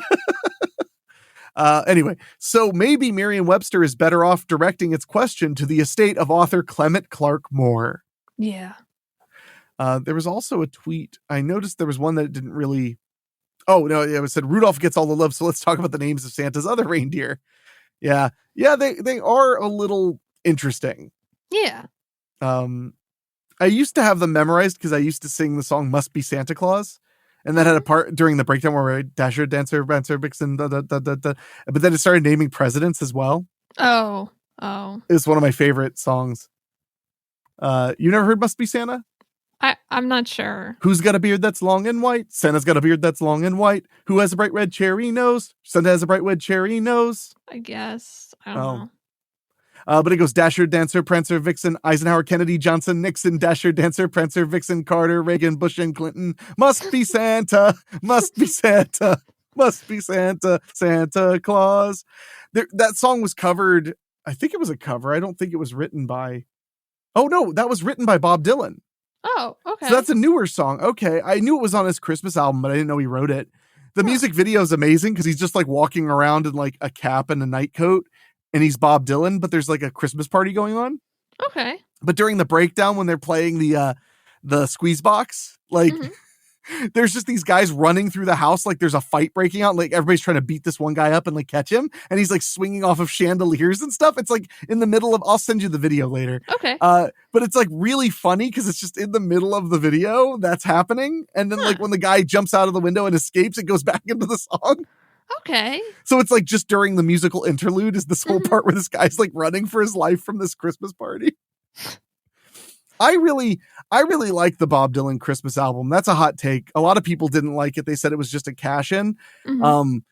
He made that whole album. I'm trying to remember what he did it for charity. Oh, that's nice. What charity was Bob Dylan's Christmas album for? Feeding America. Okay. Yeah, he did all the sales in the USA went to Feeding America. And then in the UK, it went to United Nations World Food Program. All right. That's so, nice. Yeah, it is. Must be Santa, must be Santa, must be Santa, Santa Claus. It's a fun song. I honestly, it had that vibe. I really thought it was an old, like, European song. Because it's like, it has this thing where you, like, say the things back at the end. Because like this lyric is, who wears boots and a suit of red? Santa wears boots of suit and red. Who wears a long cap on his head? Santa wears a long cap on his head. Cap on head, suit that's red, special night, beard that's white. Must be Santa. It's kind of fun. It's got that like that memory test, which I kind of love those old songs that had like the really long memory test, like the 12 Days of Christmas and stuff. Right. Do you know all the 12 Days of Christmas? Probably. All right, go. No, go on. I'm drinking water. Go. There's there's partridge and pear tree, and then there's 2 birds. Turtle doves. And 3 golden hens. French hens. And 4 geese a laying. Or is that something else? 8? 8. That's 8. That's 8 geese a laying. Sorry, I can't do this right now. Why not? This is too embarrassing. I mean, if you don't do it now, when would you ever do it? Yeah, never. I don't have it memorized. I have the 12 Days of Christmas memorized from Aww. 4,000 volts, 3 lethal blows, 2 murderous shoves, and a trip to the mortuary. I have that memorized because I'm a weirdo. You know, one year at my Christmas party at my house, I printed the lyrics to 12 Days of Christmas out. I did know that, I think. And played it out loud, and everyone was like, everybody make sure you sing along. And they all laughed, and I was like, here are the lyrics. And they were like, oh, you actually have to sing along. I'm like, yup. Okay. We got 2 more pieces of spooky news, and then we're going to get to our creepy feature for this month. Okay. This is from mirror.co.uk. I know you're shocked. The headline is, "We got possessed in a graveyard. Now the ghosts have followed us home." Well, okay, sure. What was your question? Well, I would think if you got possessed, then the ghosts would probably follow you. So, yeah. I mean, better than getting repossessed. Yeah, exactly. A couple who investigate... Oh, no, please don't be the same couple. It's not. Okay. Okay. A couple who investigate paranormal activity in their spare time believe spirits could have followed them home, as they've been plagued with eerie occurrences ever since a supposed graveyard possession. Charlie Harker, 58, and Teresa Hughes, 59, run the ghost investigation company Afterlife Paranormal, traveling around to supposedly haunted destinations and broadcasting their findings via Facebook Live. Yep. At least it's not TikTok. Every news, I really have a belief that 80% of all news is just reporting TikToks now. Yeah, yeah. Which makes sense because 90% of journalists just sit on the toilet looking at TikToks most of their day anyway. They need more fiber in their diet. Over the past year, however, it's the couple's own home that has allegedly been at the center of supposedly ghostly activity. And Charlie and Teresa now believe they're being haunted by a sinister and demonic presence by the name of... Are you ready? George. Oh, God. Chilling. Actually, it says chillingly, they believe that they may well brought George home with them after Teresa allegedly became possessed in a graveyard. Wow. So, do you think it's that they believe that graveyards are haunted, or is it that like you could like bother a resting spirit in the graveyard? You know, because like it would be weird. I think it'd be weird to haunt the graveyard unless you died there, but I could see like maybe if you annoy the body, like then the spirit comes out and goes like, "Hey, shut up over there. Some of us are trying to sleep." It's like Brooklyn. It's just like Brooklyn but full of dead people. I think the reason that I've heard that graveyards could be haunted is that if the spirit like is really possessive of their body, they may choose to stay with it. Okay. And that's why they'd be in the graveyard. So like bros who are like really into lifting and stuff, they're like, "I'm not leaving my body, bro. I put too much work into it, bro." Exactly. Like, I'm not going to leave that. Or they may not know that they can leave it. Oh, they may I've heard that one. Yeah. I've always been a fan of the ghost stories where the ghosts don't know they're ghosts. Yeah. Those are so chilling because then it's like, what if it's me? Yeah, what if I'm a ghost? That's not funny. Now I'm scared. Can you see me? Yeah. Okay. Prove you're not a ghost right now. I'll put my hand through this microphone? Will that prove thank I'm God. not a ghost? Yay. Whew, okay. No, you're fine. Woo. Sorry. Got nervous there for a second.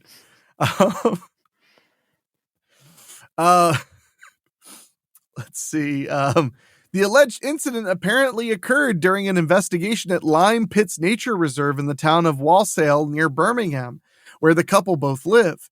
According to Charlie, he discovered Teresa lying in the mud in total darkness during the investigation after having allegedly heard a scream. Okay, so she fell down. Yes. Got it. And I guess they were there in the middle of the night. So she couldn't see stuff and she tripped.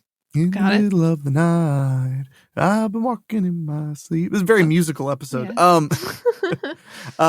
And she was telling somebody or something to get out.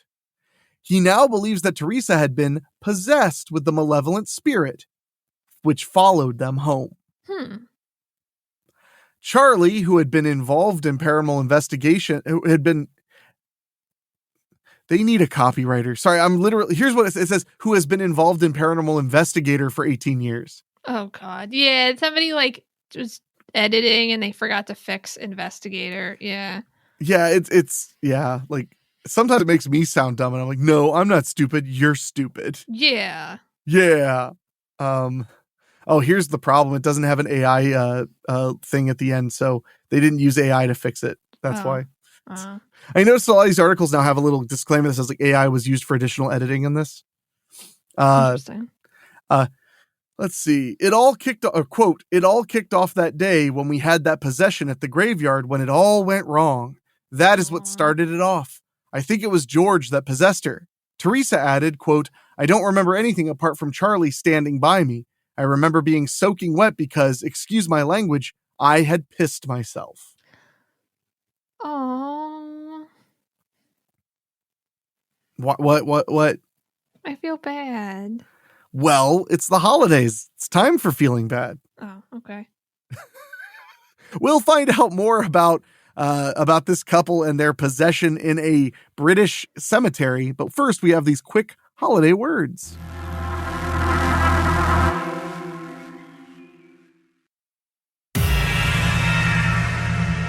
And we are back talking about this ghost hunting couple who apparently had a ghost follow them home from a graveyard. Mm-hmm. And the main evidence is a lady peed herself. Aww. You have such a weird reaction to that. Well, I just think it's like embarrassing and sad. I agree. Well, you know, when I was working on this movie called Ouija Room, I was directing it and I was working with the writer. There's a whole thing where it is a movie about like ghost possession, but it's also about it was about a girl, like a young girl who is, she's got like a lot of mental issues going on. She's like kind of autistic and she's agoraphobic and all this stuff.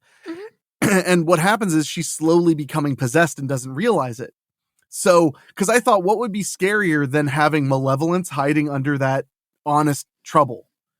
So one of the ideas that I had early on for the script that I told the writer about was that when the character's tired of her boyfriend's girlfriend being around and ticking her off, she freaks out on her. Like as soon as he leaves the room, she just stops being aloof and just is like, I'm gonna, like, you have to leave or I'll kill you. And she's just like, what? And then when her brother comes back, she falls on the ground and starts convulsing and pees herself.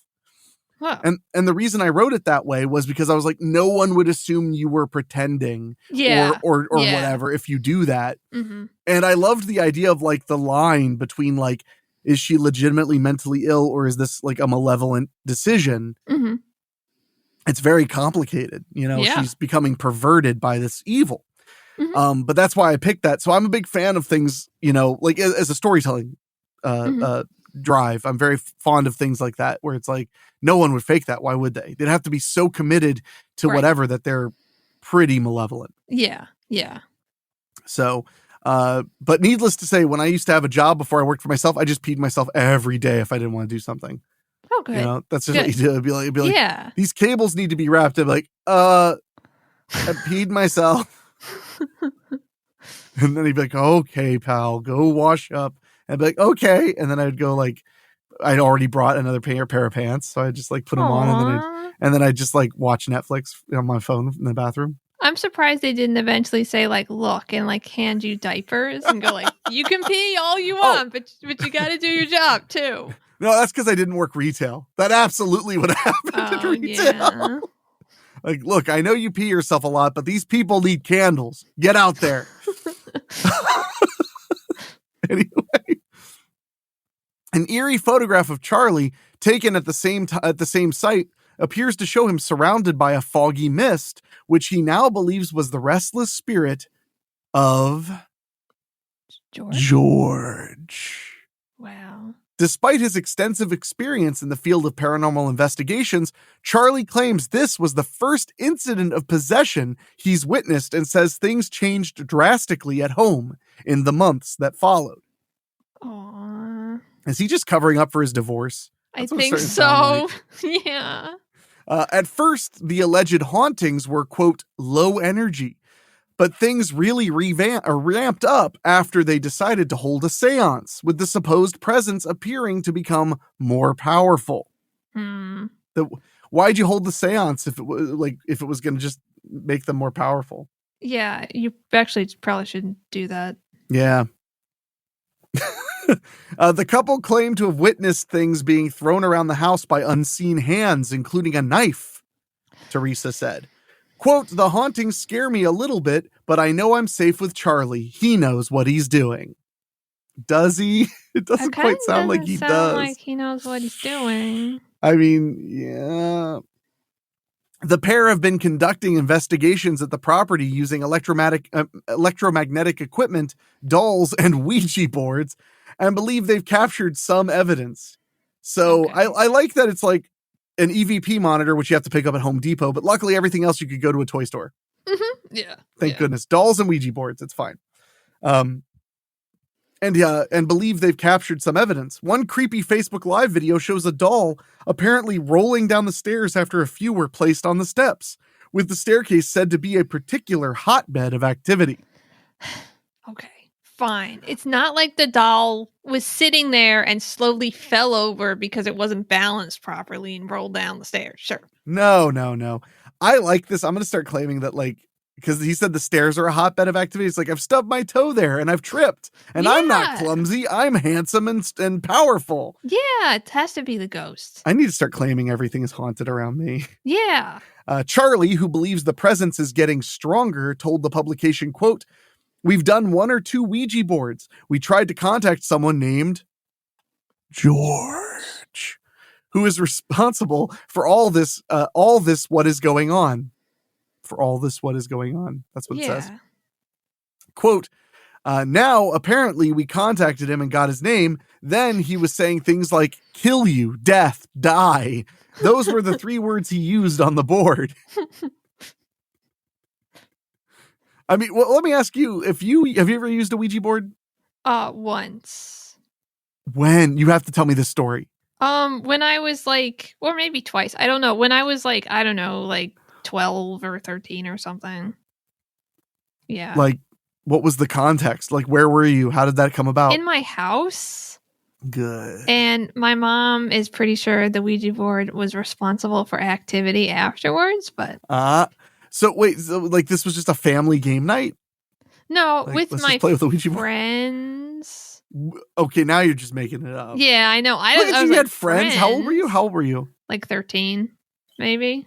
I wish I had friends when I was 13. It's okay. None of them talk to me anymore. So, I mean, and by the end of high same? school, they didn't talk to me anymore. So, I mean, same. Yeah. When you have no friends, they don't talk to you either. Yeah, it's true. It's true. So a friend like just was like, "Hey, Michelle, we're gonna bring a Ouija board over to your house." No, I was like, "Hey, I bought a Ouija board. Do you want?" You bought a Ouija board? Yeah, it was my Ouija board or our Ouija board. Oh, the family Ouija board. It had like your last name like stenciled on the side as well. So, do you know where you guys bought it? I don't know, like Toys R Us or something. Probably Toys R Us. Yeah, I have like 5 Ouija boards. Wow. I have like glow in the dark one. I have a couple that were made by hand. Because when you make a movie, depending on how much you focus on the Ouija board, you really don't want to use the one that's owned by Hasbro. That makes sense. Yeah. So I have one that's like hand lettered and then one that's wood burned. And one time on a movie, whenever I do a movie, if a Ouija board's involved in anything, I just bring one of those. You know, I already have it.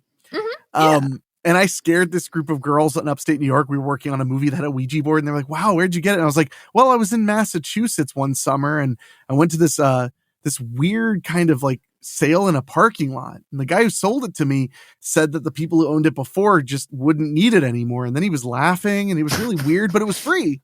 And they're all Yeah. like, what? And I'm like, my cousin made it out of wood. Anyway, I'm the worst. I used to sell Ouija boards at Spencer's Gifts. Yeah. And I used to terrorize those kids. That's nice. You'd have like, I'd be like there 23 years old and some like kid would walk in who's like, 12. And he would like look at the Ouija board and be like, whoa, do they really work? And I'd be like, listen, young man, this is not a toy. This is a portal to the other world. This is a portal to things you're not ready to experience. It is not something to play with. It's something that allows you to speak to spirits. Understand that. And he was like, okay. And I was like, and understand you must never use it alone. And I like raised my voice and everything. He's like, and I'm like, if you use it alone, you're welcoming possession. And the kid was just like, okay. And then I just looked at him like, it's a game. Just buy it. And then when you play it with your friends, spell murder, no matter what they ask it. And he like was like, I think I'll pass on the Ouija board. I did that at least 3 or 4 times. And I only worked there 4 months. So that's pretty good. Wow. Yeah, and then I was like, anyway, let me take you to where we have the lube. So that was my time working at Spencer's. I wish I was joking. I really did that to kids when they'd ask about the Ouija board. Yeah, I'd give them this whole speech basically from the movie Witchboard. I basically was just dogging the Witchboard speech, but I would like scare them and they'd be like, it's just a game. Spell murder. But wait, so okay, sorry, I can't leave this. So you used a Ouija board with your friends. Uh-huh. Did you try to contact someone specific? Were you trying to talk to Elvis? You could tell me if you're trying to talk to Elvis. No, just not Elvis. Just whoever was there. Did they reply? Yeah. What'd they say? We like asked who we would like marry. Oh my God. After you've made fun. Wait, hold on. After you've made fun of all of the Halloween celebration guides and how all the party tricks are about like, who am I going to marry or what am I going to do for a living? You were doing that at your own slumber parties. Yeah. I didn't say that it was it was smart or good. Well, did it tell you who you were going to marry? It gave me initials, but I don't remember them. Ah! That's cruel. Yeah, whatever. I was never expecting this to be something I was going to find out. Wow. Okay. Sorry. That's just hilarious. Yeah, we didn't like do anything else. Like we didn't like ask if it was murdered by someone, or we were just using it like as a fortune telling thing because we were weird. See, that's what my point is. Like whenever I've used a Ouija board as an adult, it'll just be like, what's your name? It spells murder. And they're like, how did you die? It spells murder. Where are you from? It spells murder. That's a lot of coincidences. It's just a scary. It's a lot of coincidences. I just like spelling murder. Yeah. If you want to go more cerebral, just spell lonely. Aww. Lonely is the worst one for a Ouija board to say. Okay, I think that's okay because it can hang out with me, I guess. Yeah, somebody's got to, right? Yeah. I can't believe your family had a Ouija board. That's so cool. Well, yeah. Were you like the cool family? Maybe. Did any of your friends get in trouble for using a Ouija board at your house? I don't think so. I don't think that, they told their parents. I mean, I never got in trouble for anything like that. I got in trouble for just straight up showing kids like R-rated horror movies. Yeah, so. I don't really get in trouble. The only time I ever got in trouble was I had a friend over and we went to the Devil's Pond in behind the development, and then she got poison ivy and died. But then her mom was like really mad, and I was like, we didn't even like. She went off on her own, like I into like the area. So I don't know, man. I didn't get poison ivy. You got your story straight. I like that. Yeah. Wow. Okay. I was not expecting to learn so much about you. Have you told me about the Devil's Pond? I feel like you haven't. I don't know. It was just a pond. But you guys just called it Devil's Pond? Yeah, but I recently found out through my sister, because she's researching the area, that there was a Devil's Creek back there. So it actually was probably called Devil's Pond. Oh, wow. Okay. Yeah, it wasn't just a name that we made up. Well, Jersey has a lot because there's the Devil's Tree in Jersey, which is like a big one. Yeah. So, but I'll tell you what, we're going to take a quick break and we'll get back. We're going to wrap up this piece of spooky news. I know we got distracted, but that was too good. And then we're going to do one more story before we get to the topic at hand right after this.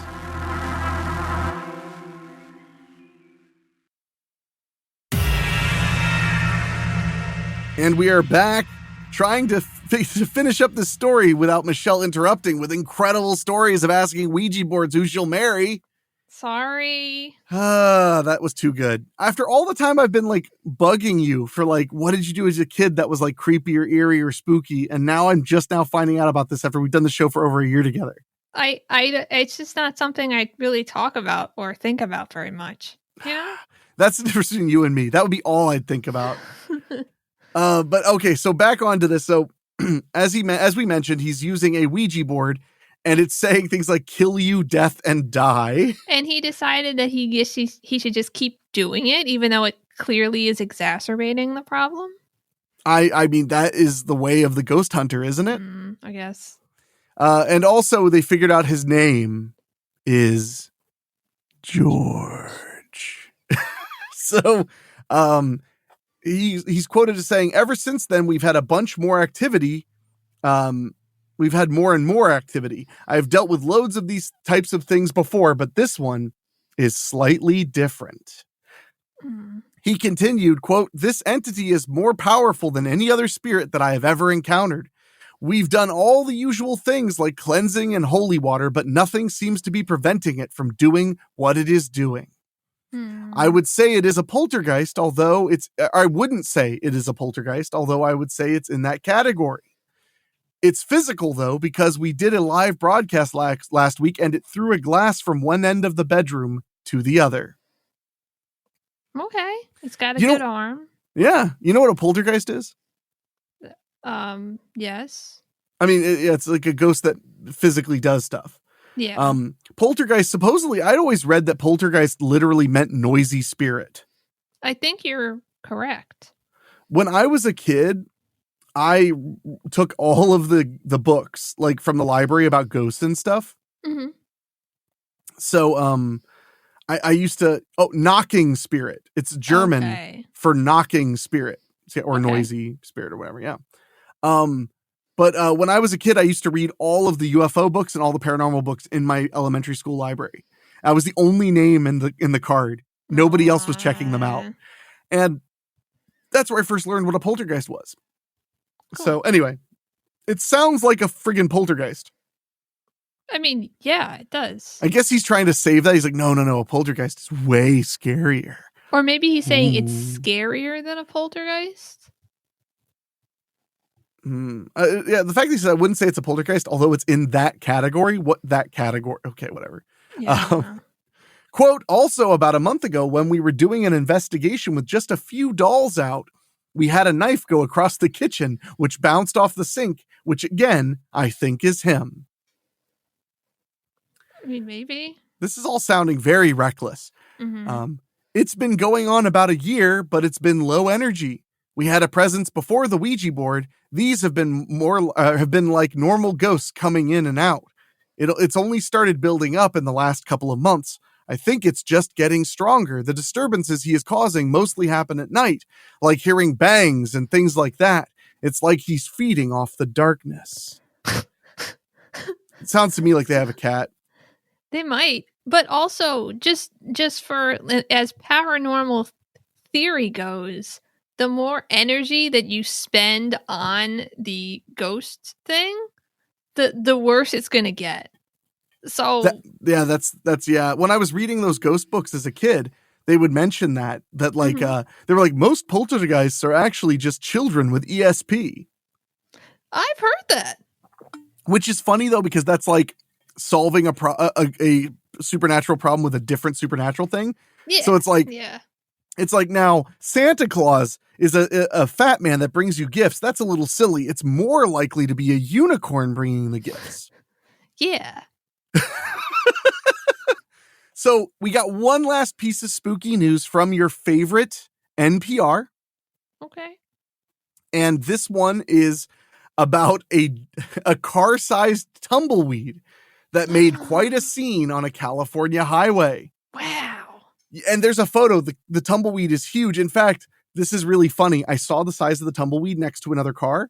Mhm. And my first thought was the size of a Volkswagen Beetle. And that's the first word of the article. Wow. A giant tumbleweed, roughly the size of a Volkswagen Beetle, was spotted hurtling its way down a 4-lane road in California this week. Wow. The jaunty brown bundle of brush, wow, I said that in one take, was captured on video and posted on Thursday on X, formerly known as Twitter, where it has gathered a number of fans who have compared it to a giant hairball, belly lint gone wild, and the critters from the eponymously named 1986 sci-fi horror movie. So, well, they're right and they're wrong. Yeah. In Critters 2, all the critters joined together into one giant ball that's like the size of a van. Oh, okay. So they're right enough. I mean, but it's Critters 2 directed by Mick Garris, which, by the way, takes place on Easter weekend. So it's an Easter film. Okay. You're welcome. The poster of the video offered no information about the bouncing plant carcass other than to say that it was, quote, the mother of all tumbleweeds. But that got us thinking. Not just about cowboys in classic Western movies, but about where tumbleweeds come from and their propensity for taking over roads and neighborhoods. Yeah, neighborhoods? They just taken over? So as you and I both are from the east side of this nation, right? I mean, I'm from Ohio, so I'm from the Midwest, and you're from the East Coast. I'm assuming that the first time you saw a tumbleweed was in a cartoon. Yes. Right? Or the first time you were made aware they exist was probably in a cartoon. Same. Like, and then old Westerns where they do that. I remember reading about how there was a guy who used to run around the desert grabbing tumbleweeds and filling a van. And then he would sell them to those productions for like boku money. Wow. Or rent them. Because, Renting they wouldn't want to keep them. Yeah, that was apparently big business, was capturing tumbleweeds when Westerns were being made every day. I'm really sad that that's not a thing anymore. What, were you going to pack up right now? You and Giggs were going to get in their car and start gathering tumbleweeds? Yeah. Yeah. I mean, you could still do that for the love of it and then hope the money comes later. Like all passions. Yeah, it's true. First off, tumbleweeds aren't one specific species of plant. They fall under an umbrella of noxious weeds that, when dry, break off at the root, setting off a seed spread expedition. I never researched tumbleweeds. That makes perfect sense. They roll around passing seeds. Yeah, it does. That's so neat.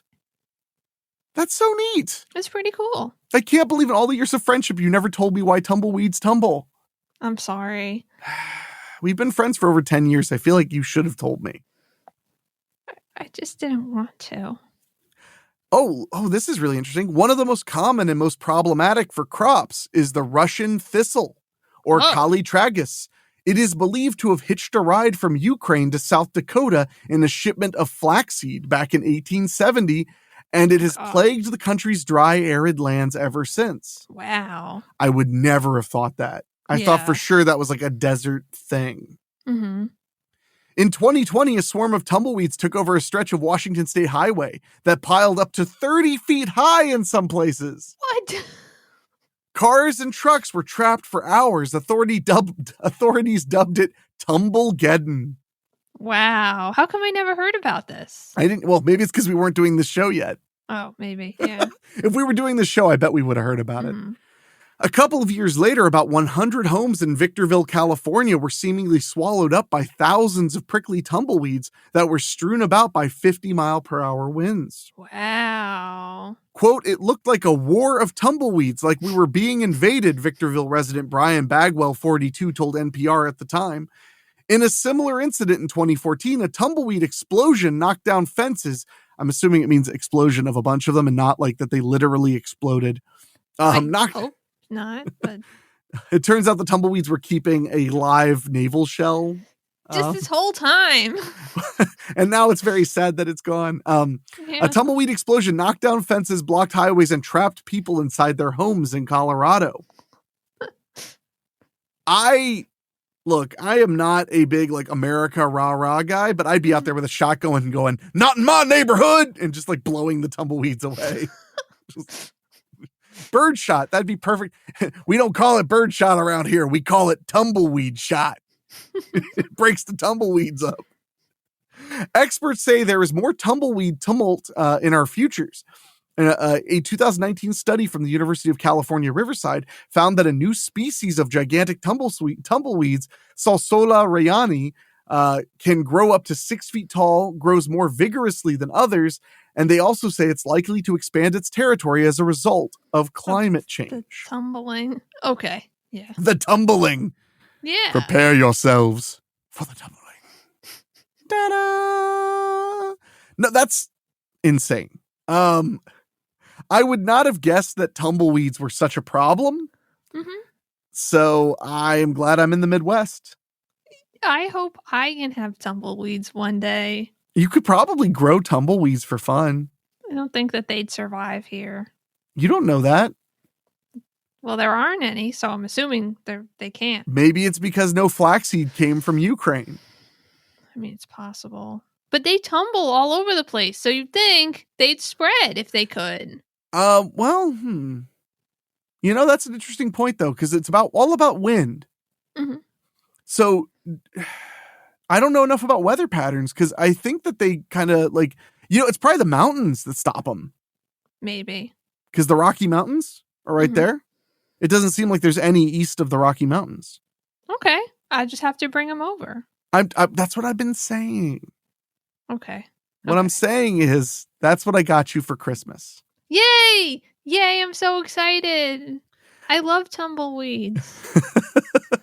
And I want to say real quick before we take a break and get to the meat of our show, thank you for the wonderful Christmas cookies you sent me. Oh, you're welcome.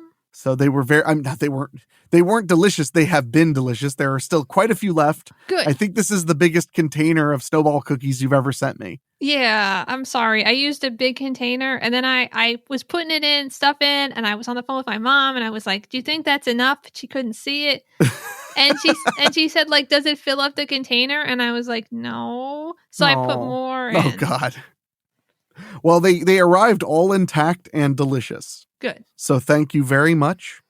And your gift is waiting for you, I'm assuming, under your tree right now. Yeah. Where'd you put it? You didn't put it under your tree, so where'd you put it? It's near the shoes, so. Oh, okay. Oh, that's okay. I like your shoe thingy that you have. It's nice. All right. Well, we're going to take a quick break, and then we'll be back with a very special Christmas game that Michelle and I are going to play that she has not been made privy to in any way. You're going to hear her find out about it when I tell her right after this.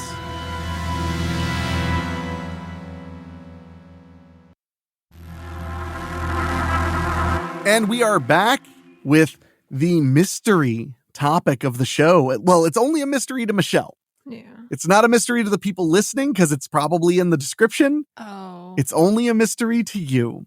Oh. I'll be completely honest. That's one of my favorite things about doing, especially monthly spooky, is that I can just like talk very earnestly about like what's going on in my life or whatever. Cause when you listen to just Weekly Spooky and Terrifying and True and stuff, you don't really get that. And that's the way it's supposed to be, that it's like a little intro, the show, a little thank you, goodbye, simple. Yeah. That's the way it should be.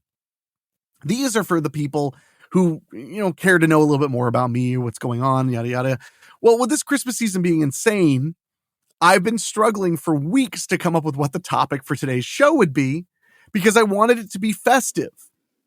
And we did Krampus last year, I believe, which was a great topic for Christmas. So I came up with this in the shower 2 days ago, and I was very excited about it because Weekly Spooky, the bread and butter of our show, the bread and butter of this whole podcast is scary stories.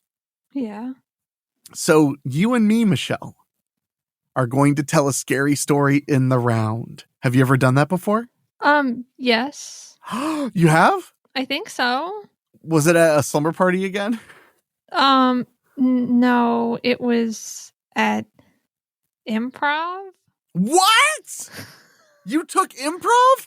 What are you talking about? What? How do I not know this after like 15 years of friendship? I don't know. Whoa, what are you talking about? Slow down. Well, I think I took like an improv class at my library. Was that when it? Okay. And we did like a little play because we didn't just do improv too. It was like a performance workshop.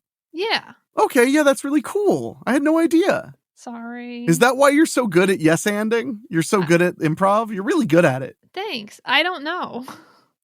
See, the only improv experience I had as a kid is I worshipped this improv show that was on local television. I loved it so much, and I tried out, and they rejected me. Oh, man. I was like 15 or 14, and they were just like, nah, you're not good enough. And I was like, oh, okay. And they're like, well, you still help us at the show. And I was like, okay. And then I built an entire career. So, ha! Yeah. Anyway, we're going to tell a scary Christmas story. Okay. In the round. So the way we're going to do this is we have to decide what we want to say for when the other person has to take over. Okay. In the past, when I've done this with friends, which is rare, we said pass. Do you want to do pass or do you want to do something else? No, we can do pass. I probably won't say that. So won't say pass? No, like in the story. Oh, yeah. No, I agree. Okay, so here we go. Let's get you all loosened up. Go on, loosen up. Come on. You're not moving at all. Except your eyes. You don't know that. Yes, I do. I can see you. Oh. There you go. Limber up. Oh, gosh. Chicano started licking my foot. That startled me quite a bit. Okay, so. It's December 24th. There's a cold breeze in the air as winter is coming like a lion. Snow threatening to fall. A little boy named Robert wakes up from his bed after hearing a sound down by the Christmas tree. As little Robert heads down the stairs, he's careful not to wake his mother and father up. As he makes his way further down the stairs, each step creaking under his foot. When he gets to the bottom of the stairs and looks over toward the Christmas tree, what does he see but pass? Nothing at all. Just an empty room. He is obviously confused and hurt by this turn of events. After all, the Christmas tree was there the night before, and it is no longer in the house. But he looks from room to room, hoping that his parents just moved the Christmas tree, because they might do that, right? But there is no Christmas tree or presents at all. And he is about to go back upstairs to wake his parents and say, what the fuck? When he hears a noise pass. He looks straight up, knowing it's coming from the attic. This boy has not been in the attic since he was 8 years old, when his father asked him to go up and get and retrieve Christmas decorations. But all he found was a dead sparrow, its wing broken, begging for mercy. The boy, being so young and tender, let the bird suffer instead of putting it out of its misery. Most of his life, since then, and even into adulthood, he would often remember being a coward who didn't kill the poor bird suffering. But at this moment he realized he had to go to the attic. But what of his parents? He opened the bedroom door at the furthest near the stairs to see the room was empty, just as it had always been. No one lived in that room. As he went further up the hallway, he opened the door to his parents' room. Inside, things looked pretty normal in the dark. He reached over to the light switch. Nothing happened as he clicked it up and clicked it down. The room remained pitch black. He walked towards the bed. As he reached for the bed and said, "Mom?" the crashing above came louder. At that moment, he realized the bed was empty. If the bed hadn't been empty, his parents most certainly would have been woken by that crashing sound from the attic. He took a deep breath, walked out the door, and looked up at the pull string that led to the attic. As he grabbed his step stool and lowered the ladder down, he began to make his ascent toward the noise. Pass. He stepped slowly onto the attic stairs, which creaked under his weight. He wasn't 100% sure that they were installed correctly, but, sometimes you just got to do what you got to do. He held his breath as he ascended until he couldn't hold his breath anymore, and then he had to breathe. And once he reached the top, he realized that he had forgotten to turn the light switch at the bottom of the stairs. And he had to make a decision if he was going to go into a dark attic and see if the light had a pull string, or he was going to go back down. So he went back down and he put the light switch on, and it actually didn't go on. And he was at this point beginning to wonder, is the power off? Because this is weird. He again ascended the stairs and stepped out into the dark attic, which only had part of a floor, so he had to be very careful.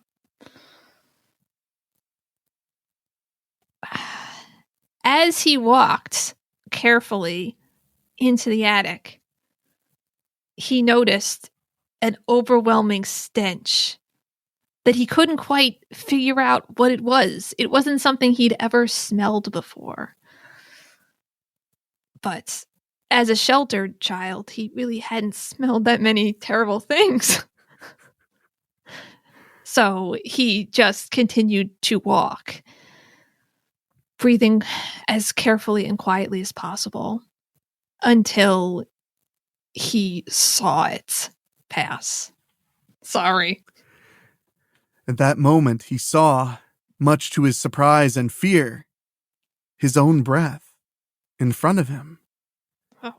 In all of the hubbub and ruckus and fear, he hadn't realized the house was so cold. Maybe it was just the attic. He wasn't sure because he didn't really notice it until he was up there, but he was most certainly seeing his breath. It had to be below 30 degrees in his own home. He thought for a moment, and then another moment. He couldn't quite understand where the smell was coming from, and he had wandered the entire attic at least as far as the beams would allow him to travel, through old jackets and boxes and trunks, things that had been discarded in the attic for as long as they'd been in the house. He decided to descend the attic, having found absolutely nothing. As he walked down the ladder, he tried one last time. "Mom? Dad?" No response. He took another deep breath, feeling the chill all the way to his bones, wearing only his nightcap and pajamas. As he headed down the stairs again, the only thing he could think to do was flip the power breaker. Years earlier, there had been a tornado warning in his area, and his mother and father had explained to him how they turn the power on and off during emergencies. So he made his way downstairs, through the completely empty living room, and into his kitchen. And there, right next to the sink, after a little bit of maneuvering of a step stool, he went up, opened the door to the circuit breaker, and flipped every single switch. When he flipped the last switch, he noticed light emanating from the room he had just exited, but not any light. some kind of a festive Christmas light. It startled him as nothing else had happened from flipping all the switches. He jumped down from the stool and slowly made his way to the living room, nervous of what he may find. Pass.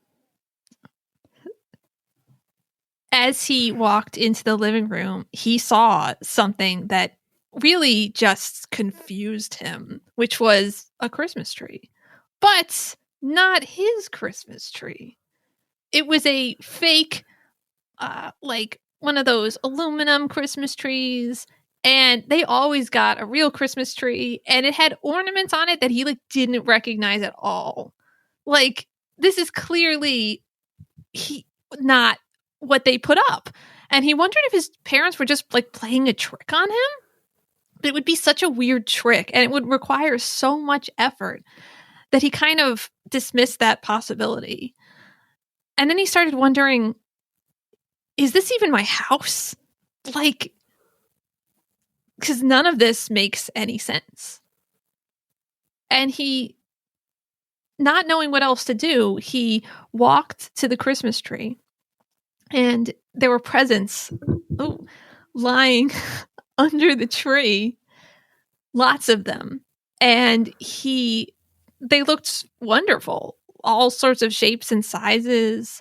And for a moment, he forgot that all of this was so scary. And he grabbed one of the presents and he kind of started to look for his presents.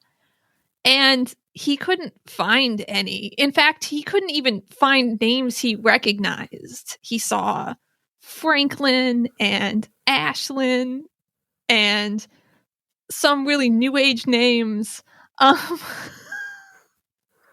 but none that were his. And he just stood there in shock for a moment until he heard the front door start to open. Pass. As the door slowly worked its way open, the little boy could see light peeking through and snowflakes. As jolly old St. Nicholas came in through the door. But he wasn't Santa Claus. He was a man clearly dressed as Santa Claus, wearing a red suit with white trim and a beard that didn't really convince anybody. It looked old. It looked handmade. As he came in, he wasn't quiet. He was making quite a ruckus, ho-hoing and bellowing. And in that moment, a little boy came down the stairs, a little boy that Robert didn't recognize. His eyes grew wide, and he said, "Santa!" Santa jollily said, "Ho, ho, ho! Merry Christmas! You've been good all year." As the boy ran up to the tree, he looked at Santa eyes wide, and then over to the little boy, his eyes full of fear now. Robert didn't know what to think. This little boy looked familiar to him, but not in a way that he could really comprehend. And he wasn't sure, is any of this even really happening? So at that moment, he reached out to touch the little boy.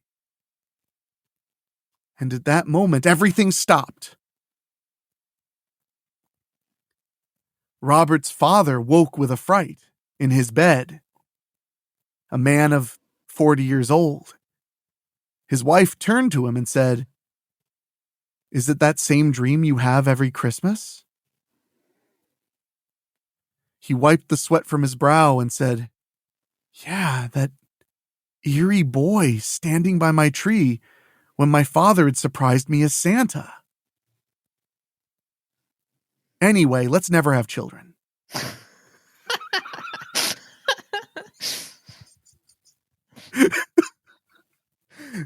The end. Yay! That was pretty fun. Yeah. Yeah, I felt like I was like, we can't draw out much more of this kid walking around the house. So I was like, when you came up with the thing where everything didn't look right and the tree was like tinsel, I was like, okay, let's do a time warp and let's bring it home. Yeah. Because boy, I love when you there's nothing that was more fun than I thought it would be. There's nothing more fun than being like, and they saw something terrifying pass. Yeah. Well, thank you, Michelle. You're a really good sport. I tried to play that game with friends and they just like give up. Really? Yeah, one time I played it with a friend who was like too hard to play that with. Like he would give you like way too much to figure out. So I would do a thing where like I came up with this joke where it would be like Billy awoke in a cold sweat. What an odd dream. Like I would just get out of it because he was like making it too hard. But there we go. It even had a twist ending. Hooray. Yeah. Yeah. Well, thank you for participating in that, Michelle. That was a fun little extra scary Christmas story for you all, courtesy of Michelle and I playing a passing game. So Merry Christmas, everybody. We love you. We really appreciate you guys listening to us. We've been doing the show for over a year now here at Weekly Spooky. And I'm very proud of what you and I have accomplished together, Chell. Thank you, Michelle. I didn't do anything, but you're welcome.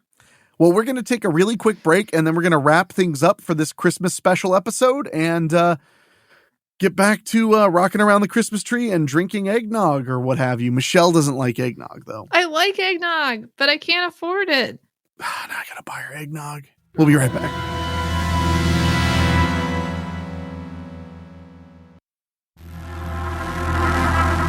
And we are back wrapping up the last episode of Monthly Spooky in 2023. Yeah. Sorry, geez, you don't have to be that excited about it. But I do want to say, I mean, that's our first full year of doing Monthly Spooky. Thank you to everybody who's written in or commented on, whether it's Instagram or Spotify or whatever, how much you enjoy the show. I really do appreciate it. I was actually very nervous launching a talk program on Weekly Spooky since it's mostly a narration show. And of course, like that's the main point. Everything that you listen to on Weekly Spooky that isn't the main show is there to kind of bolster that main show, give you some more content in the same vein that's different.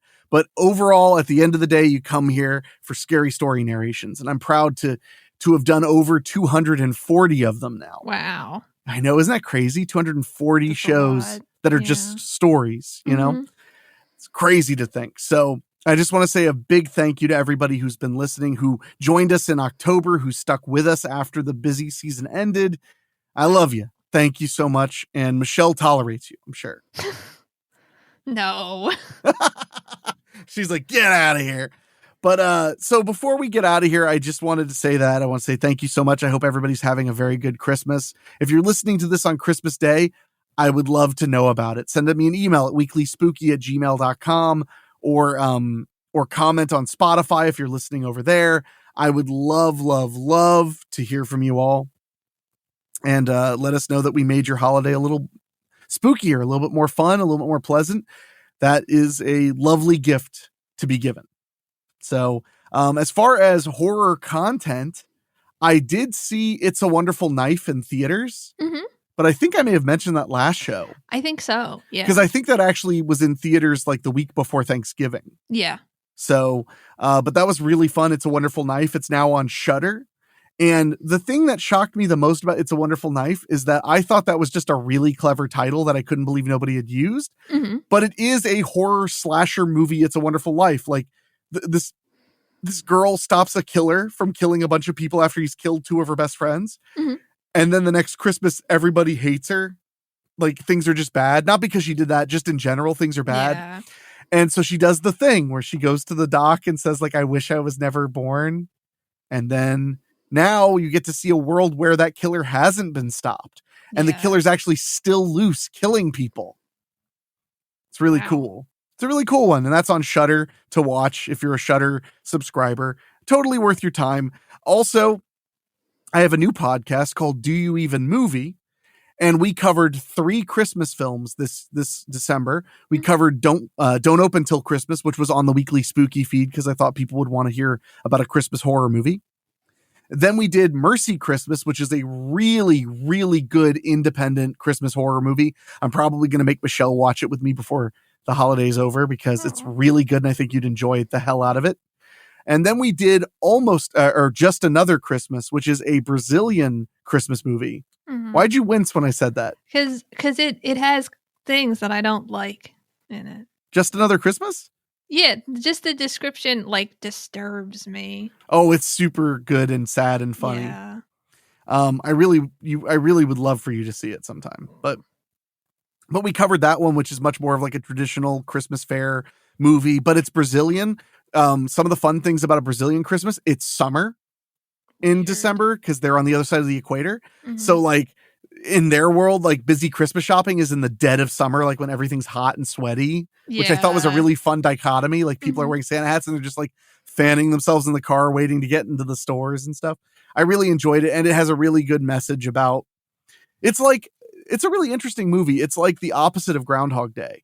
Because somebody said like, it's kind of like Groundhog Day. I was like, no, Groundhog Day is repeating the same day over and over. Just Another Christmas is about only living on Christmas Day. Yeah. So basically on Christmas Day, the main character is aware of everything, but every other day he doesn't remember. He's a different person, basically. And it's about the idea that every Christmas is the same, but it's not.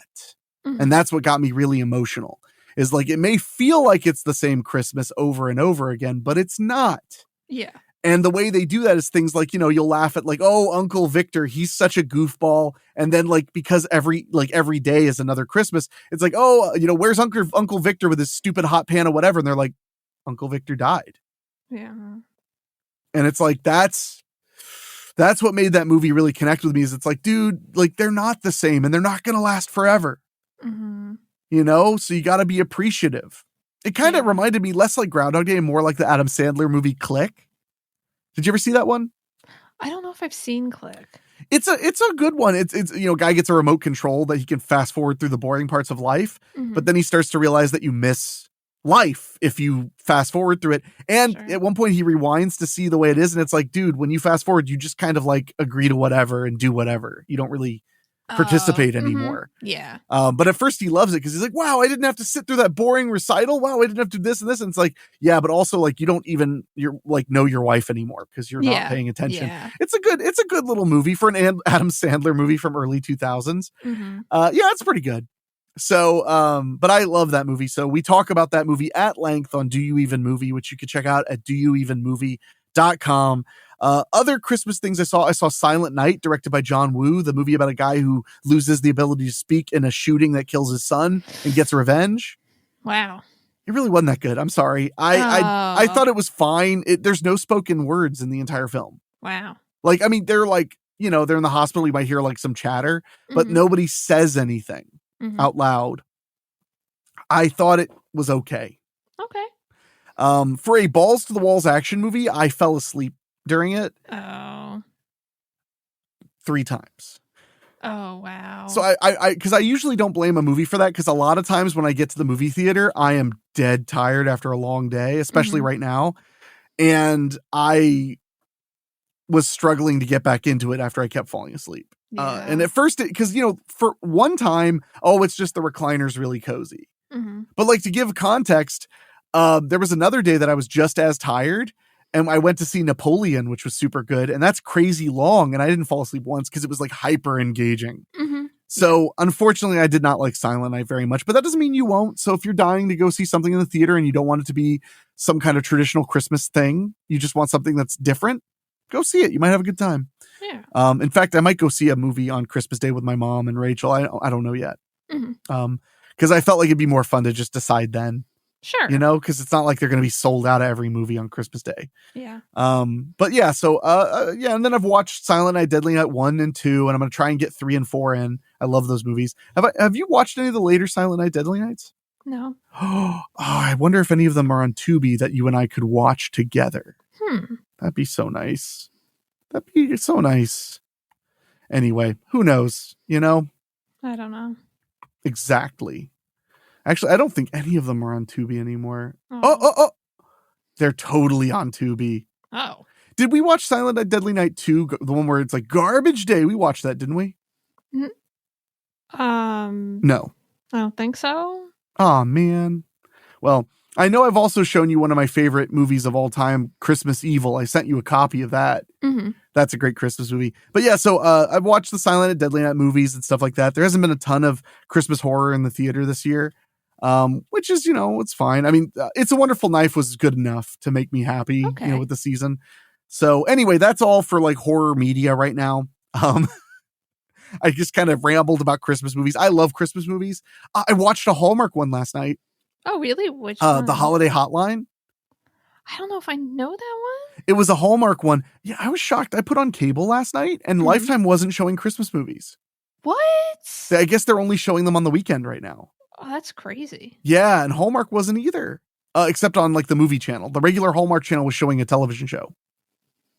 What? I'm dead serious. Huh. I had to watch something I had already recorded because I want to watch Round and Round was the one you were recommending. Yeah, I watched the Hanukkah one. Uh-huh. I have that for tonight. Okay, let me know what you think. I will. I'm really looking forward to it. But yeah, Holiday Hotline, it was really sweet. I'll keep this brief. This has nothing to do with horror or spooky in any way. But this woman from England comes to America because she just broke up with her boyfriend who she founded a restaurant with. He's a master chef, but so is she.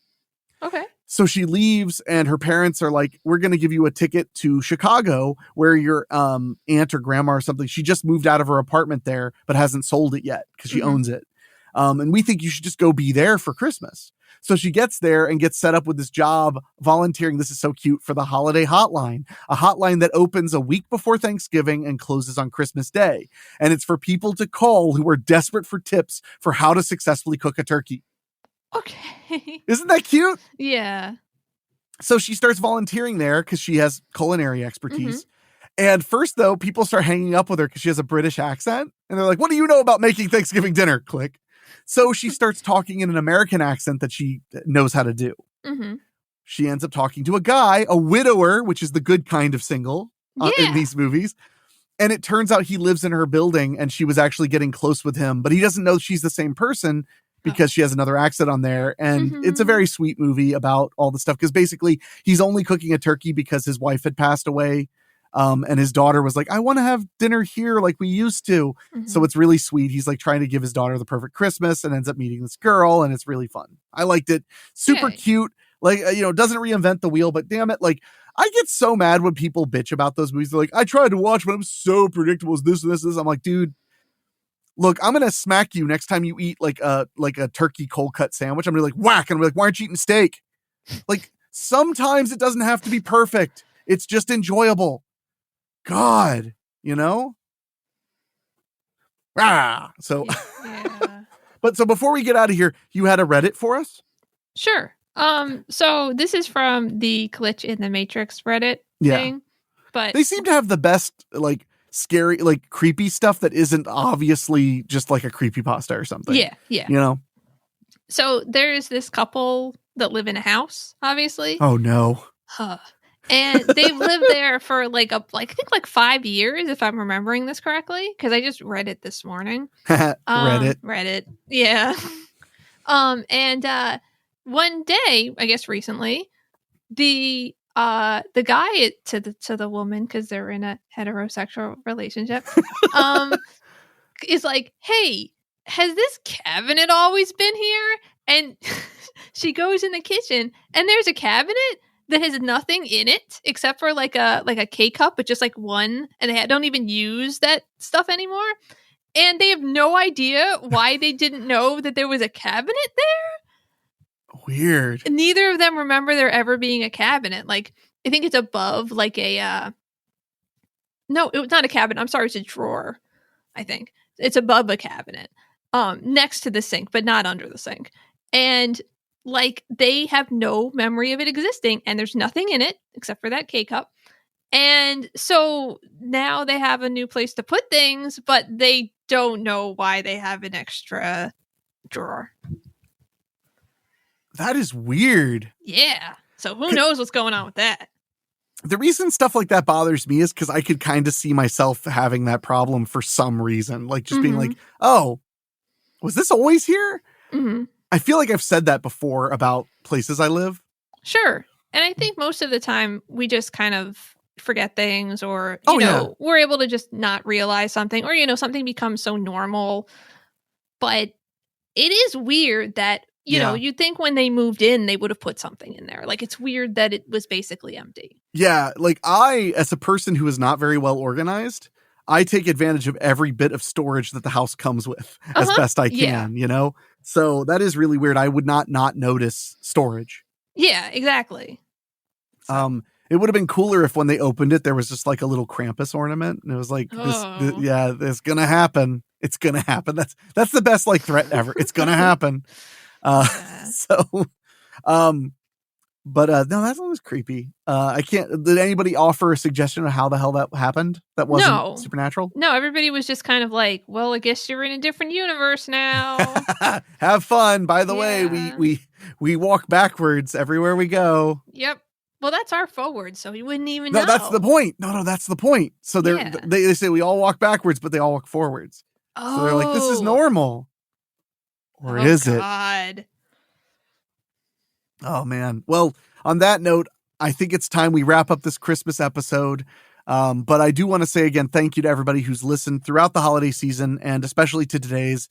I hope it brought you some joy and fun.